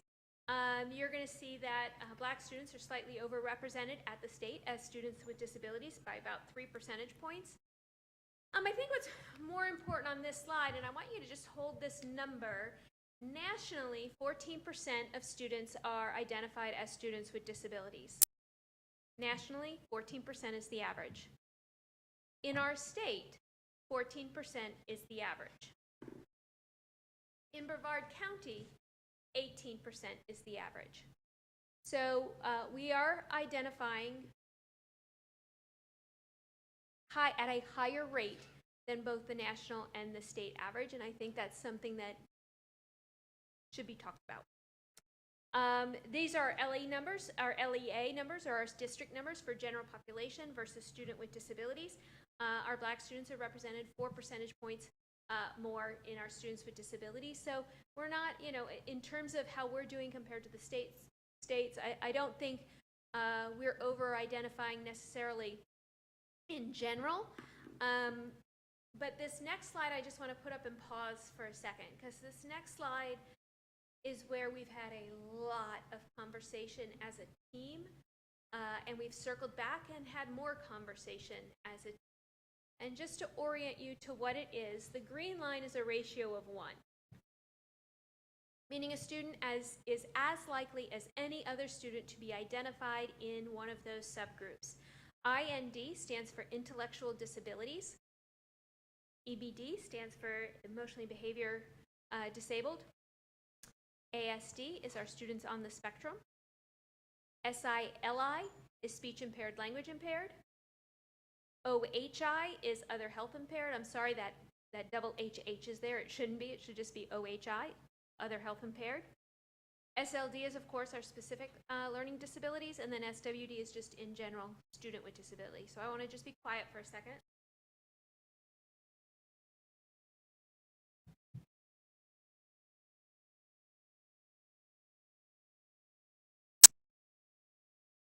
So there's a couple of things I should address in this slide. The first is that this is their primary disability. Some of these students have 2 and 3 different disabilities. So while a student might be IND or intellectually disabled, they might also be language impaired or EBD. I mean, they could have multiple disabilities, but only the primary one, as identified by the IEP team, is the one that's noted on here. The orange stripe are our African American students. And you can see the ratio, the risk ratio for their placement in special education classes. They are over 2.5 times more likely to be in an IND class. They are over 2 times more likely to be in an EBD class, and they are less likely to be in a class for students with autism.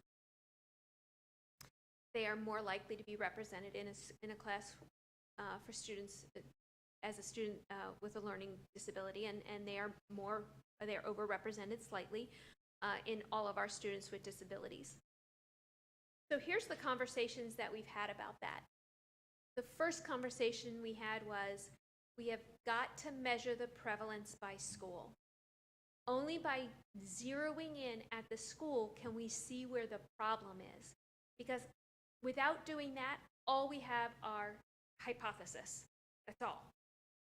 One of them is that, you know, when we look at schools, when we look at staffing students and we have 0 to 1, and they begin in a VPK program, VPK VE program, as a student with an intellectual disability,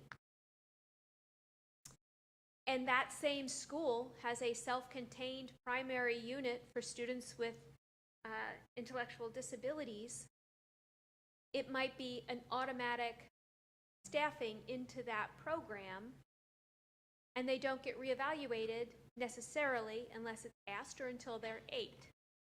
And at that point, they've been in a classroom for intellectual disabilities for 3, 5, 6 years.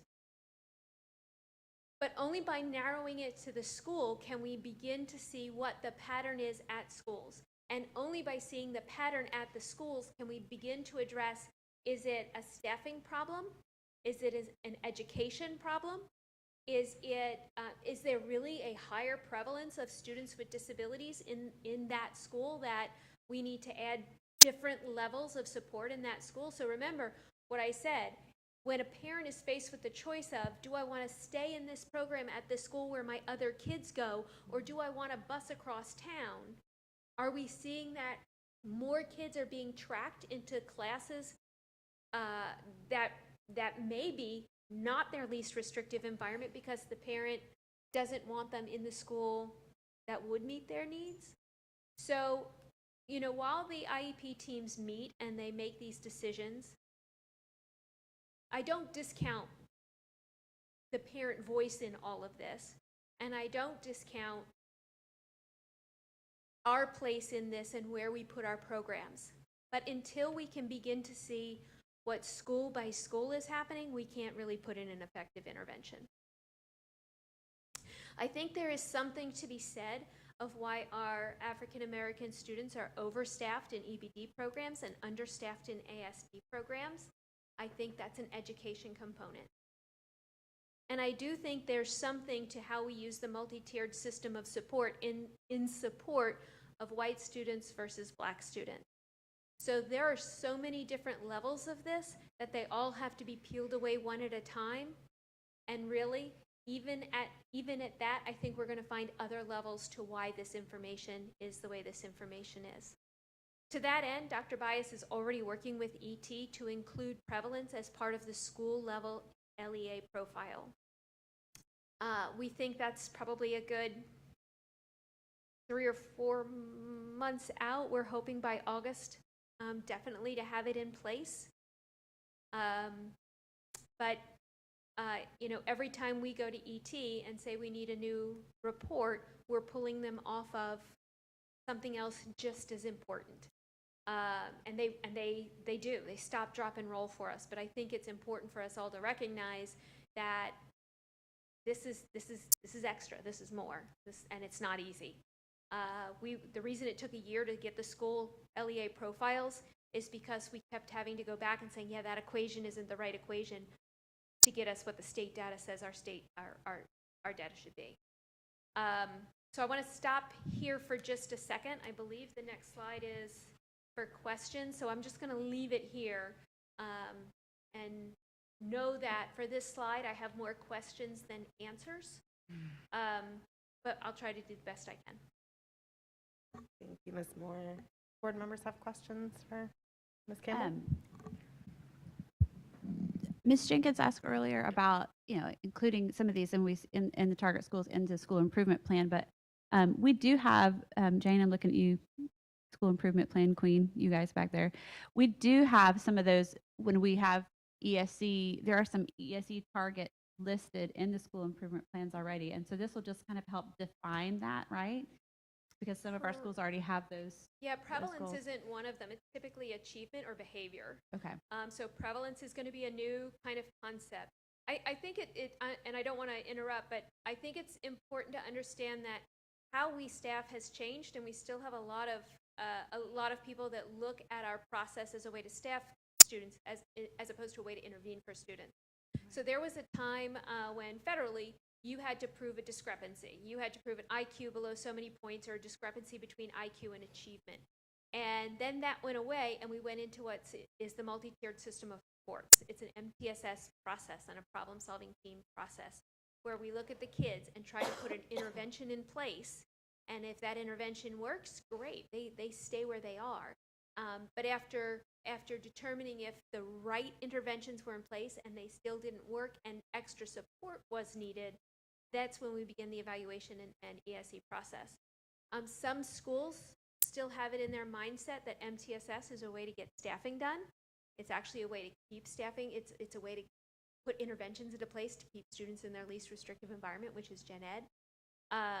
So prevalence isn't really part of the school improvement plan because there has been no way for schools to measure their own prevalence. This is step one. So some of the other things that we've talked about would be in there, but Correct. we're just getting started on this. Correct. Thank Yeah. you. Great question. Thank you. Any other board members have questions for Ms. Moore on this one?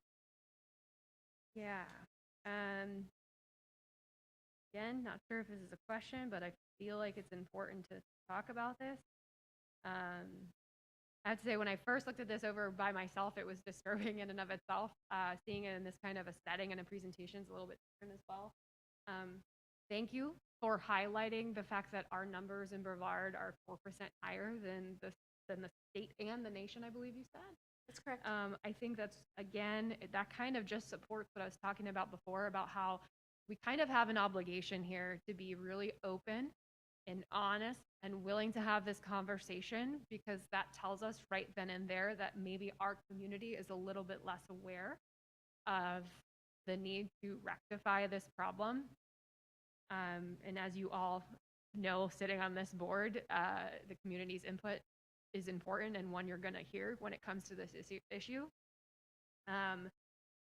I hear you when you say it's extra and more for them to pull that data, and I get that, and I'm not expecting them to rank what's important and not important by any means. But for me personally, this is ultimate. This is number one. It's alarming to me looking at this information, and I'm looking around the room at the people that are in this room making these kind of decisions, and again, I'm not pointing fingers by any means. I love that you pulled this data in the first place and that it's being presented. That's step one, like addressing the problem and acknowledging the problem. But I think it's important to recognize why we hear over and over again, we're going to fix this. I understand this is a problem. We're going to fix it, and it never really actually gets fixed. And I don't mean we as an organization. I just kind of mean as a community and society and as a whole.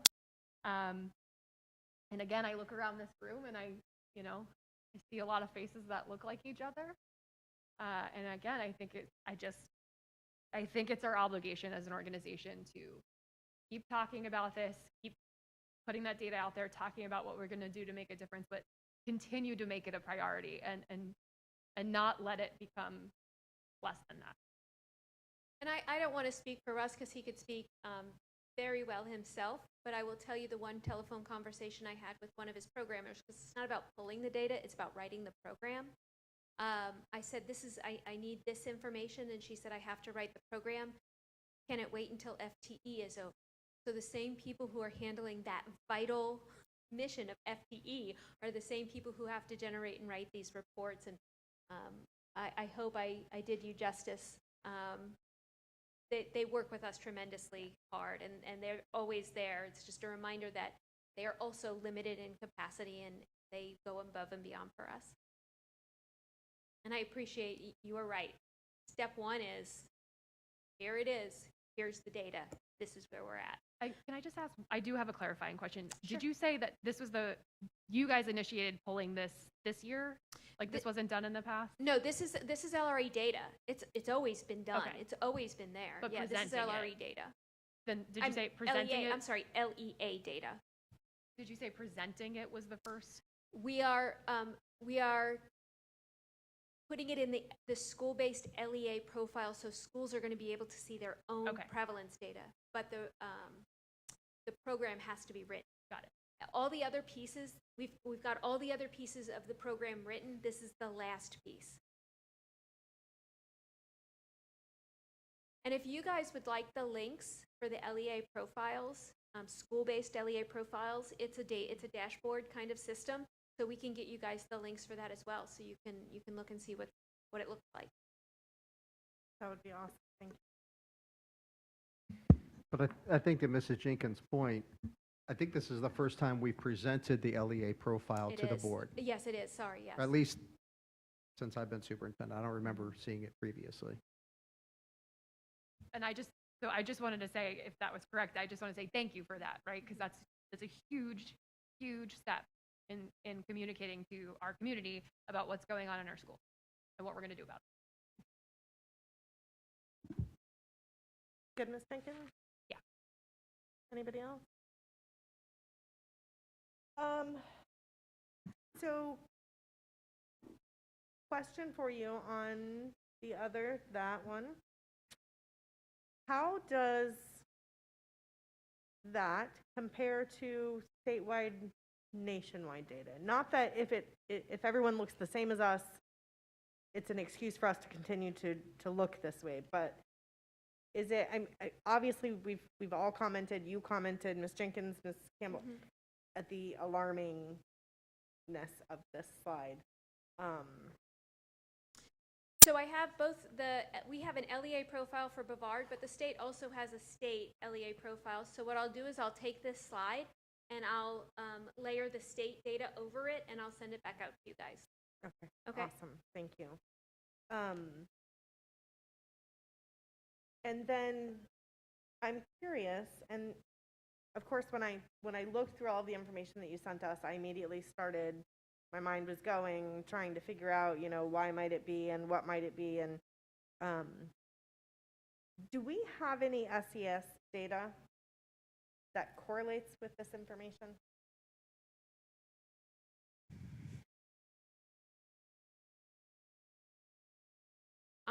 I'm going to say I don't know because I don't have the answer to that, but I can find out. Yeah, it's just a curiosity. I think oftentimes when you're talking about the possibilities of why we're seeing the trends that we're seeing, if a parent doesn't advocate for a child to be reevaluated prior to 8, we know that there are some tendencies in different cultural groups, and especially socioeconomic groups, where we may see less parent advocacy for those types of things, right? And so maybe one piece of it is empowering our team members to say, I think this child needs to be reevaluated because we don't have a parent coming forward and asking for it, but hey, we feel like they could be elsewhere. So I just like I said, just my mind, my head spinning, trying to understand it all and think of what our possibilities are and that sort of thing. So I certainly don't want anyone to go to great lengths to incorporate SES information, but maybe just a piece that we look at some point. And I can't emphasize enough, when we get the school snapshot of prevalence, I think we're going to see the work of teams differently in different schools. Schools either have their own or share a school support specialist. We may see different levels of support there.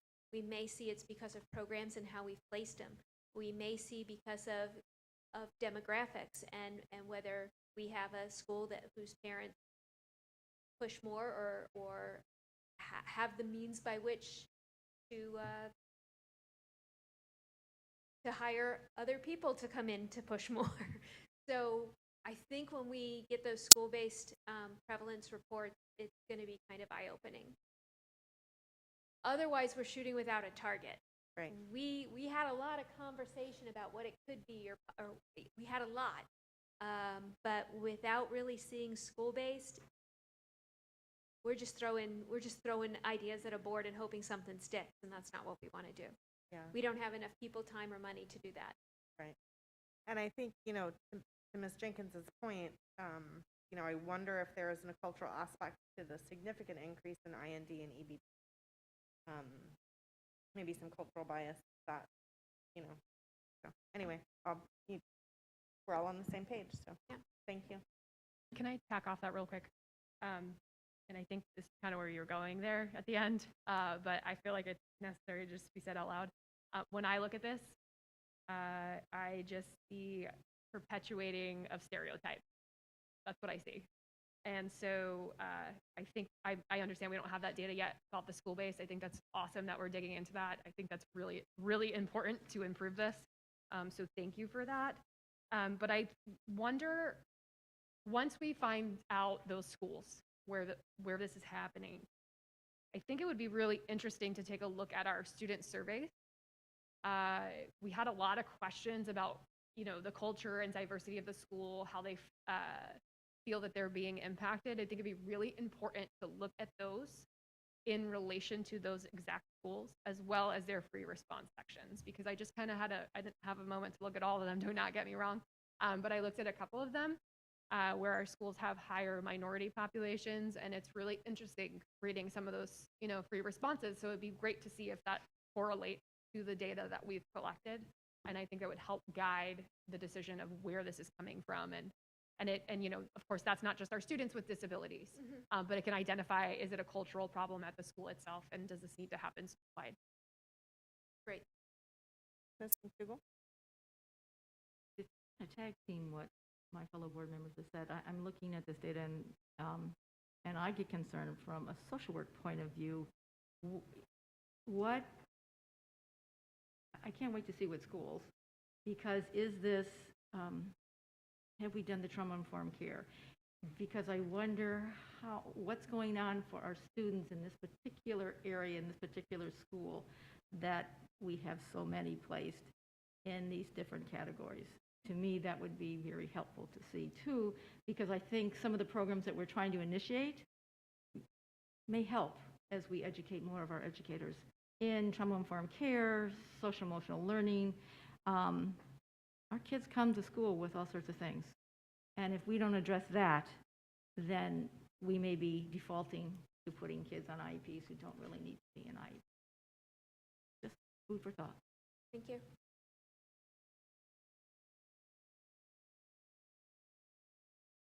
Anyone else before we move on? All right, Ms. Moore. So the next section is very small. Section 4 is just the parent involvement, both in for our preschool survey and our K through 12. Yeah, no, we could do better. Definitely. What we've done is we've taken a look at our bottom two questions across the past 4 years. The bottom two were the school offers parent training about special education, and I was given information about organizations that offer support for parents of students with disabilities. Those are our two lowest rankings across the past 4 years. In 2019, the third spot was filled with the school communicates regularly with me regarding my child's progress on IEP goals. So we have a whole parent survey action plan about what we're going to do to close specifically the communication gaps. I'll be happy to share that with you guys, but it addresses how we're going to work with schools in order to do more to educate our parents as it relates to special education in general for specific disabilities under the umbrella of special education, and how to be a good manager of their child's IEP.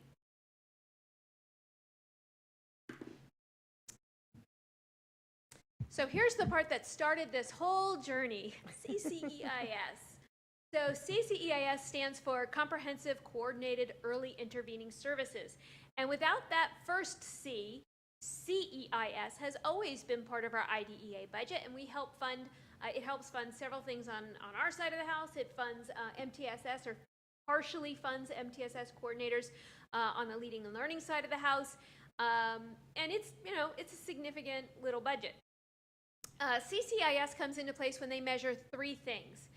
They measure students with disabilities in specific disability categories. They measure students with disabilities in particular settings, or LRE, and they measure the taking of disciplinary actions. It actually goes down to a scoring system. We get points, and we get points for compliance, and we get points for performance. We will fall into one of 4 categories. We are either meeting all requirements, we are in needs assistance, we are in needs intervention, or we are in needs substantive intervention. So that point system translates into how much support or direction we're going to get from the state. So again, these are the 3 areas: identification, discipline, and placement. You'll see that we don't have a citing in identification. You guys all just saw the data I shared with you on identification. It is still within what the state has as acceptable, but we can see through that data to where we are. You see the placement, the LRE. We know we're not meeting the state's targets, but we're in their acceptable range. But we are not in discipline. And so we were cited as our students with disabilities, specifically our Black students with disabilities, being placed in ISS greater than 10 days. So I said to you guys earlier that it was in 2016 that the Department of Education set up these regulations, and they became effective in 2018, and they were implemented for the first time in 2019-20. So up until 1920, our focus for in-school suspension was, are our students receiving services? So our schools worked tremendously hard to ensure that they had push-in services even when a child was in ISS. So when we got this information from the state, we were still in out-of-school suspension land. And when they came in and went, no, your kids can't be in ISS, and we started talking to schools, their first response to us was, but the kids are receiving services there.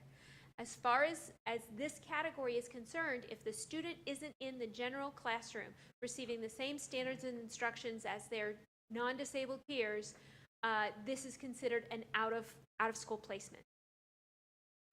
By virtue of this citing, the highest we can get is needs assistance.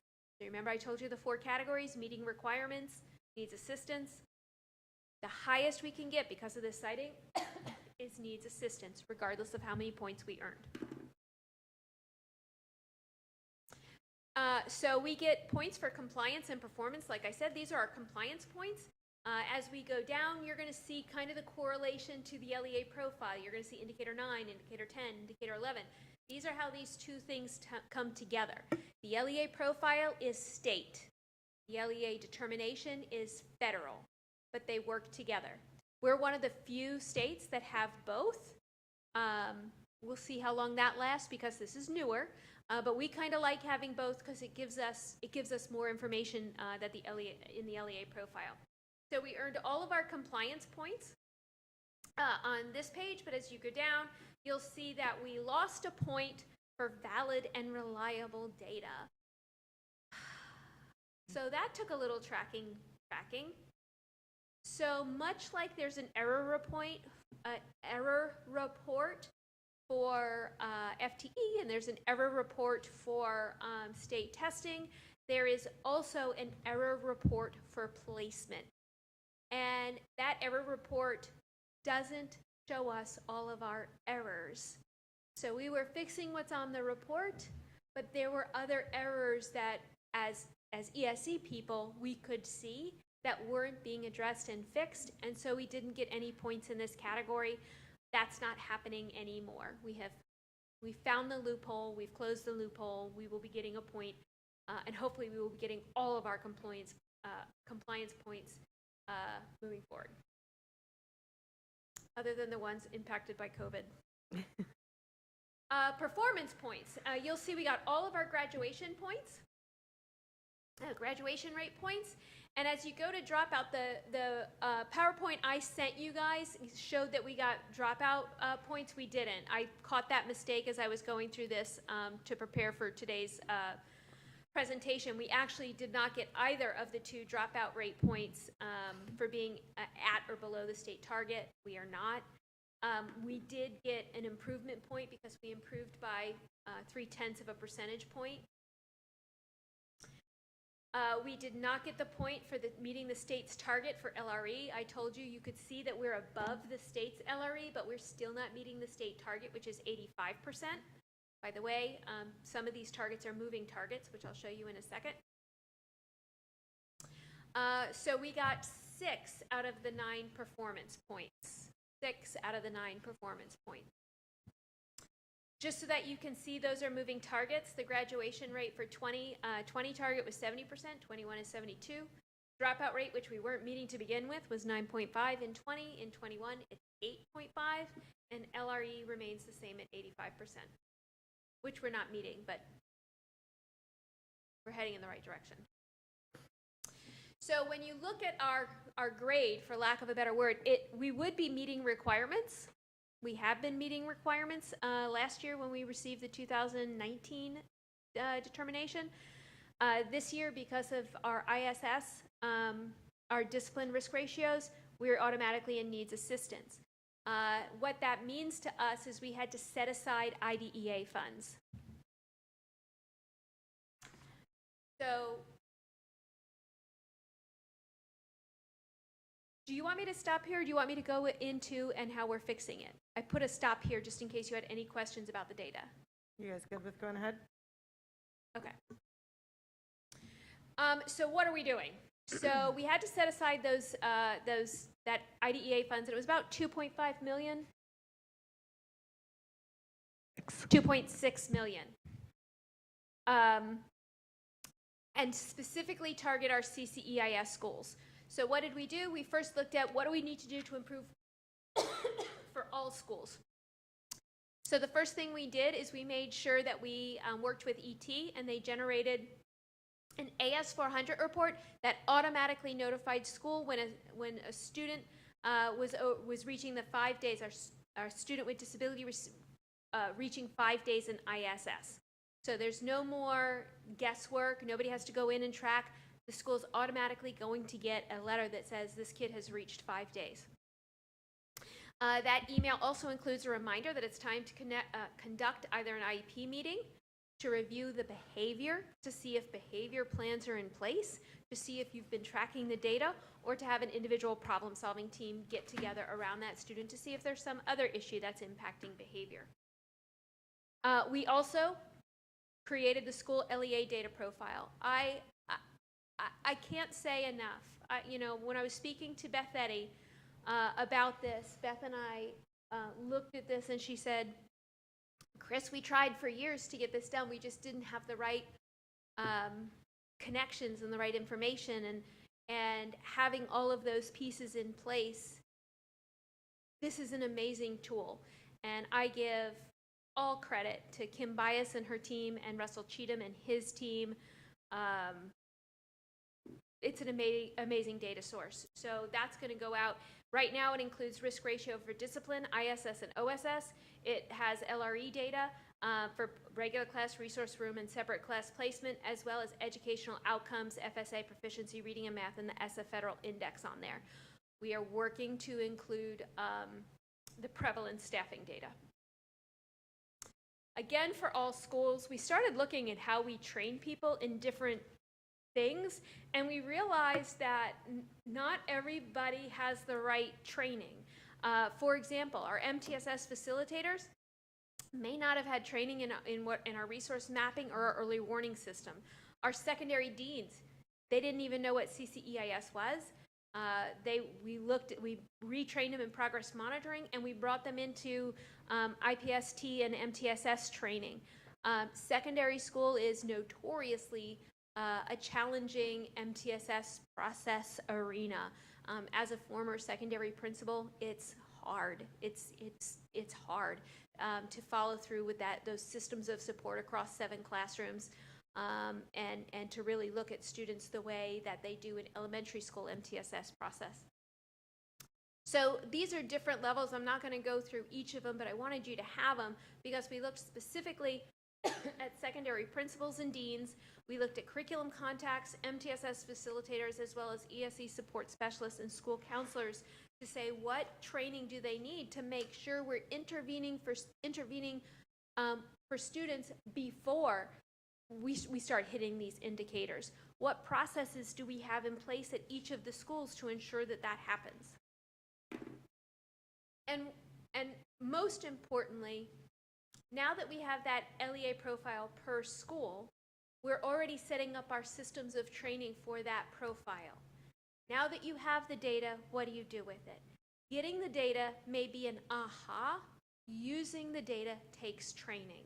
And so we're setting up that process as well. So now let's talk about the specific priority CCEIS schools. Southwest, Central, Stone, Rockledge, Cocoa High School, and Palm Bay Magnet High School. These are all schools where the African American students with disabilities were over 10 days in ISS, significant, and we wanted to look at them holistically, and we wanted to layer in both expectations and support. So when we talk about things being mandatory, we held to that, and we are grateful that Leading and Learning supported that. Their directors worked with us on this CCEIS team. Their directors push out and support this in their school as well. We worked with Jane Klein and said we need to take one of the MTSS coordinators and we need to make them specific to the work of CCEIS. Specifically because they were all secondary schools. And remember, slide previous, secondary schools have a very challenging time with the MTSS process. And we needed to make sure that we had somebody devoted to pushing into those schools and working with those schools. That MTSS coach, and the rest of the team push in. Sorry. I don't suppose you could get me my iced tea from the back before I choked to death.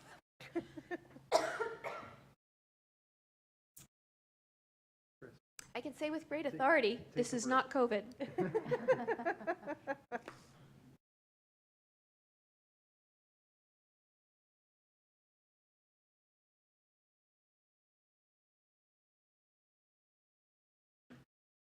So members of that CCEIS team push in to work with those individual schools, really targeting the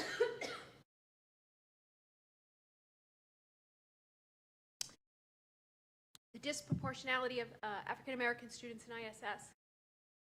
Finally, personnel support, we put an extra IA in those schools, specifically working with those individual students who were having those issues. So we took the data, we narrowed it to school, and then we narrowed it to students. We're hoping to set the model, build capacity, and scale up. But our first goal is, let's figure out and target, like laser-like focus, target these issues.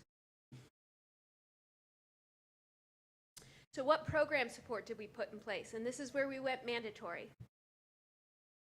Each of those 6 schools became mandatory positive behavior intervention and support schools, PBIS schools.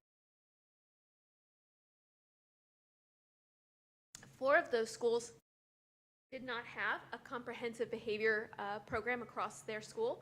They were new to PBIS and didn't have anything that resembled that in their school. 2 of them are schools that needed renewal.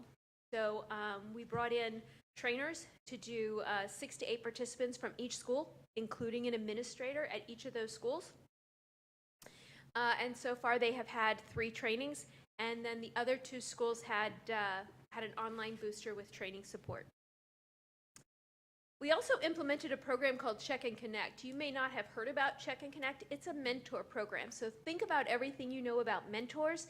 This is a structured mentor program. This is what you do. This is what you check. This is how you meet with kids. This is how often you meet with kids.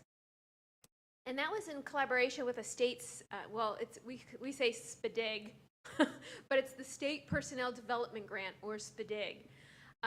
So we put 4 social workers at these 6 schools. They all were trained in Check and Connect. Each of those social workers worked with the students identified for Tier 3 support in those schools. They also became a member, the social worker became a member of their problem-solving team, and they systematically monitor and work and do problem-solving meetings with those students weekly.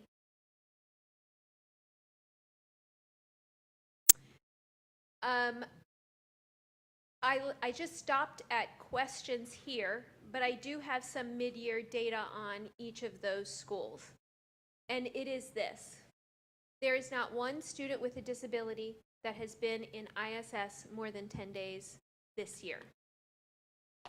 So that is to Kim Bias. Kim, anything you would like to add to that, because you handled the mid-year meetings? The team goes in there and meets with them more often than that, but we wanted to do a mid-year review and capture some data. So we were able to meet with many of the schools before the winter break, and then we just finished up with some final 2 schools. So all 6 at a midpoint, just to kind of reflect on the first semester, how they felt things were going, some accomplishments and celebrations, because we know this has been a difficult year. And they had many. For schools who hadn't had the PBIS, were really fully implementing it. They could start to see on their own the change in their culture and the schools and the difference it was making. So the data is definitely, most of them cut it in half at least, even for in-school and out-of-school suspension for students with disabilities and all their students without disabilities. So we shared that with them in the midpoint, and then, just said, what else can we do? What else are we missing? What other things have come about that we can assist?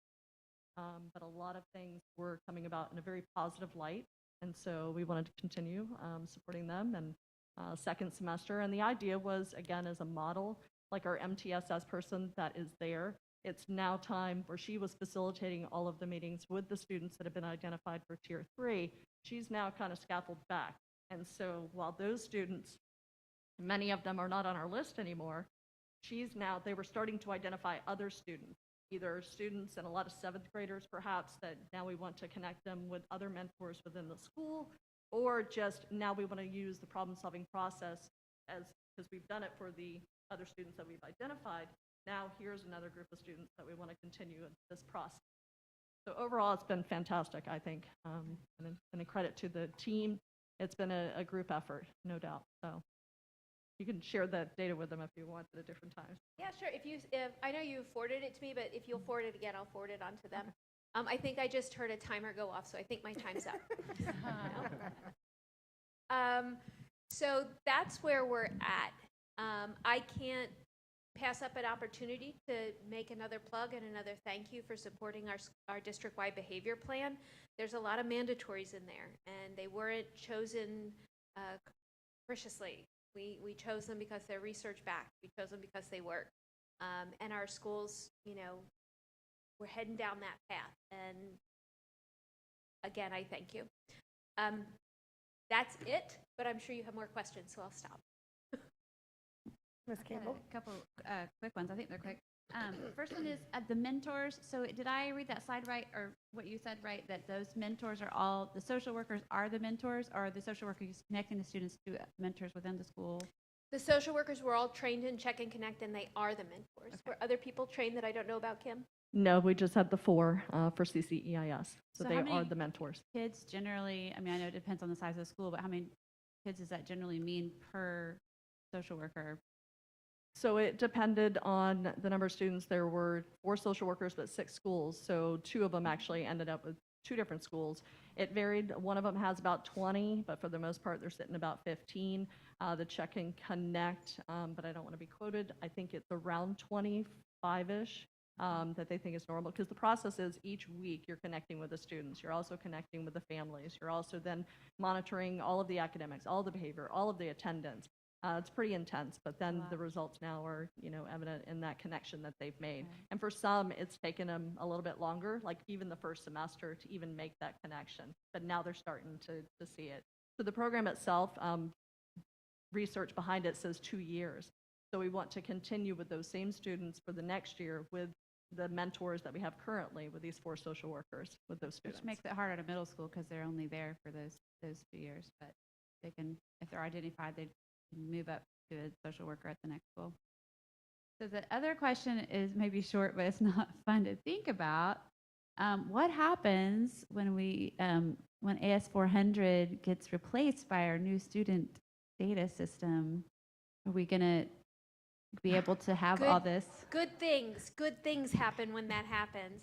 I'm really excited about that I'm fact, but I really don't want us to excited. lose the work that was being done, all this tracking. I'm assuming that any updated system would have the ability to do some of these things easier than manipulating AS400.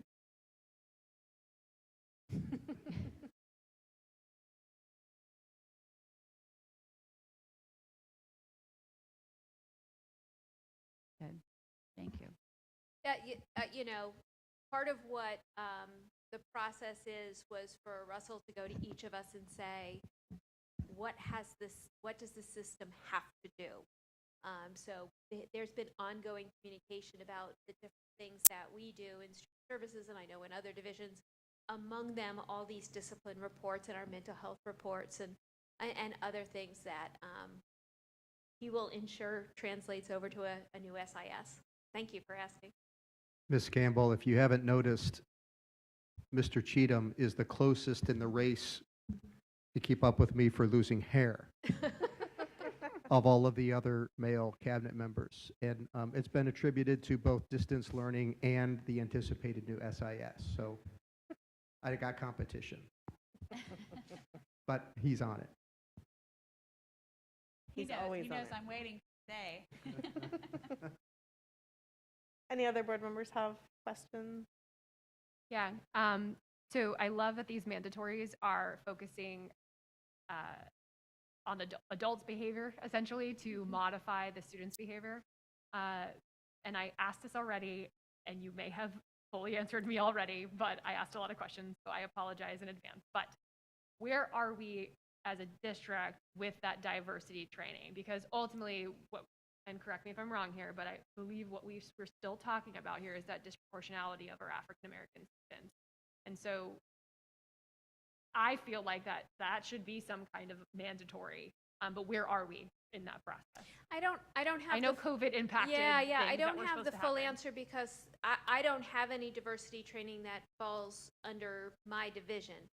I can speak a little bit about some different areas where there is diversity training, and I imagine it's part of Dr. McKinnon's plan to kind of wrap around and see what we have. I know that all of our secondary administrators and most of our directors were trained in overcoming, I think it was called Overcoming Racism. Our elementary, we're planning their training. I know that within our training program for leadership, all of them have to go through a training for unconscious bias. So I can't really answer what the big picture is because I think Dr. McKinnon could probably answer best kind of what her trajectory is there. But she's also part of our team as we look at disproportionality. And so as we're able to see schools that become our new target schools, as we begin to see what might happen with our prevalence data, that's going to be a conversation we have to have. And I know that's not the answer that you wanted, but I don't have a specific answer to give you. I'm sorry. No, that's okay. I know. I remember there was a date prior to COVID, and then things got moved around because of COVID happening. So I appreciate it. And I do know because I know that you weren't on the board when we did the first Overcoming Racism. I know in the second one, I know that you're going to be, everybody who didn't get to attend is going to be included in that. And so I know that that's just a date that's coming up, and I don't know that that's set yet. Not set yet, but we'll let you know. Ms. McDougall? Just curious. I'm just curious, Chris. The social workers, are they our employees or are they our contract employees? Those four are our employees. So the way CCEIS worked is we had to take $2.5 million from IDEA, still serve the needs that is funded through IDEA, but specifically target in-school suspension with African American students with disabilities. And so, we have a lot of personnel in IDEA. So we don't want to cut personnel, so how do we readjust and realign them and use them more effectively and target them toward this problem?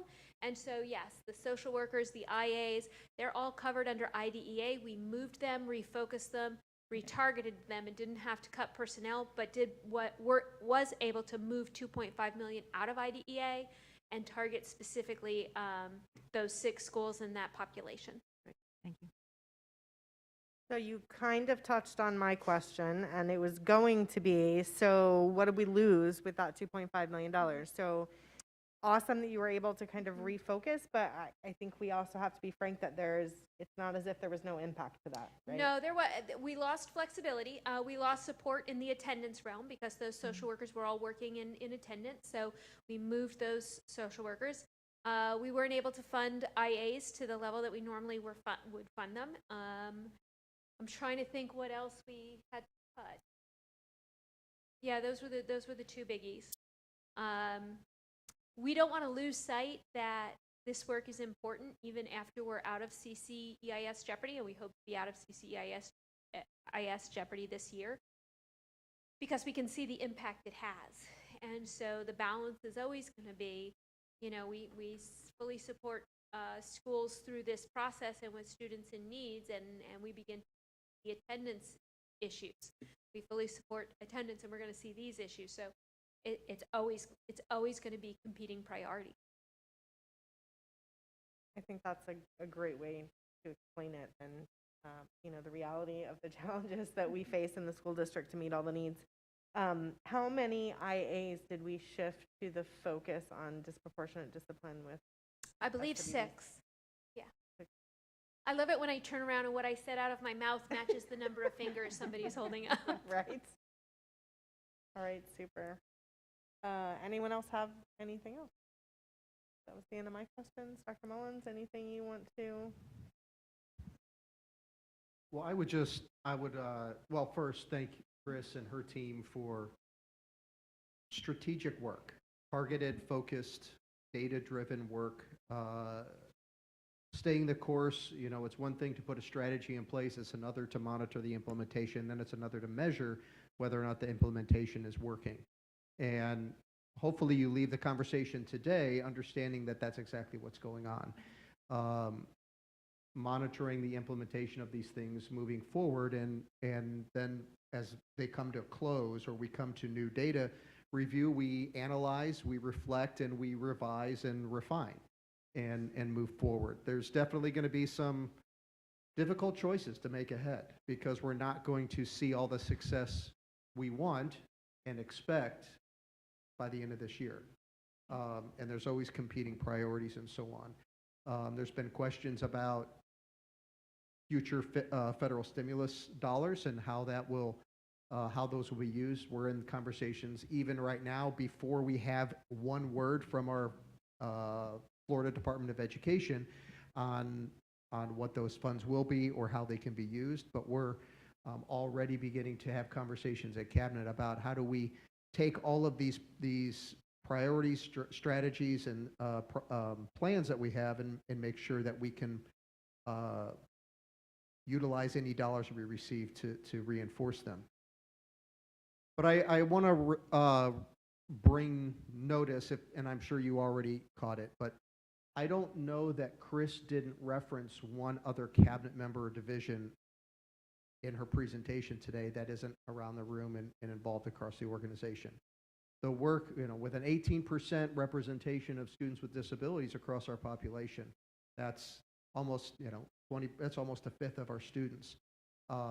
And it takes the collective work of the team across the organization to make sure that we provide environments that are strong and educationally effective, that we provide staffing, that we provide the funding and the resources, the instructional reinforcements across the whole organization. So just my thanks to the team and the cross-functional commitment that they make to surrounding Chris and her team and the work that's going on. And we're pleased that we've got a focused look on what we need to be focused on. We're prioritizing and we're moving forward, and we will continue to bring the data forward to the board like we have been doing. I believe over the last couple of years, because when we know, we do better. And we'll hope and anticipate we will see the growth and the improvement as we continue to focus on it forward. But we won't not bring it forward if we're not making the improvements that we hope to make. We'll bring it forward in full transparency, but with, okay, here's our next steps. Here's where we're prioritizing and focusing. This is what we're going to need and how we're going to do it. So I know you have Chris's commitment to that, the team's commitment, and certainly mine as well. Thank you, Dr. Mullins. Thank you, Ms. Moore. I love that you came with solutions, and like we're already working on these. And I know, as I said earlier, not all districts are having these difficult conversations and really doing the work to identify what we need to do to make a difference. So thank you to you and your team and the whole team. I will also say to Dr. Mullins' credit and the amazing team that he has, there are a lot of districts that don't do that cross-functional work, and they continue to work in silos. And I think part of the success of our district is the fact that we have become so cross-functional in the work that we're doing. So thank you all. We appreciate it. And if there is nothing else, then I will call this meeting adjourned.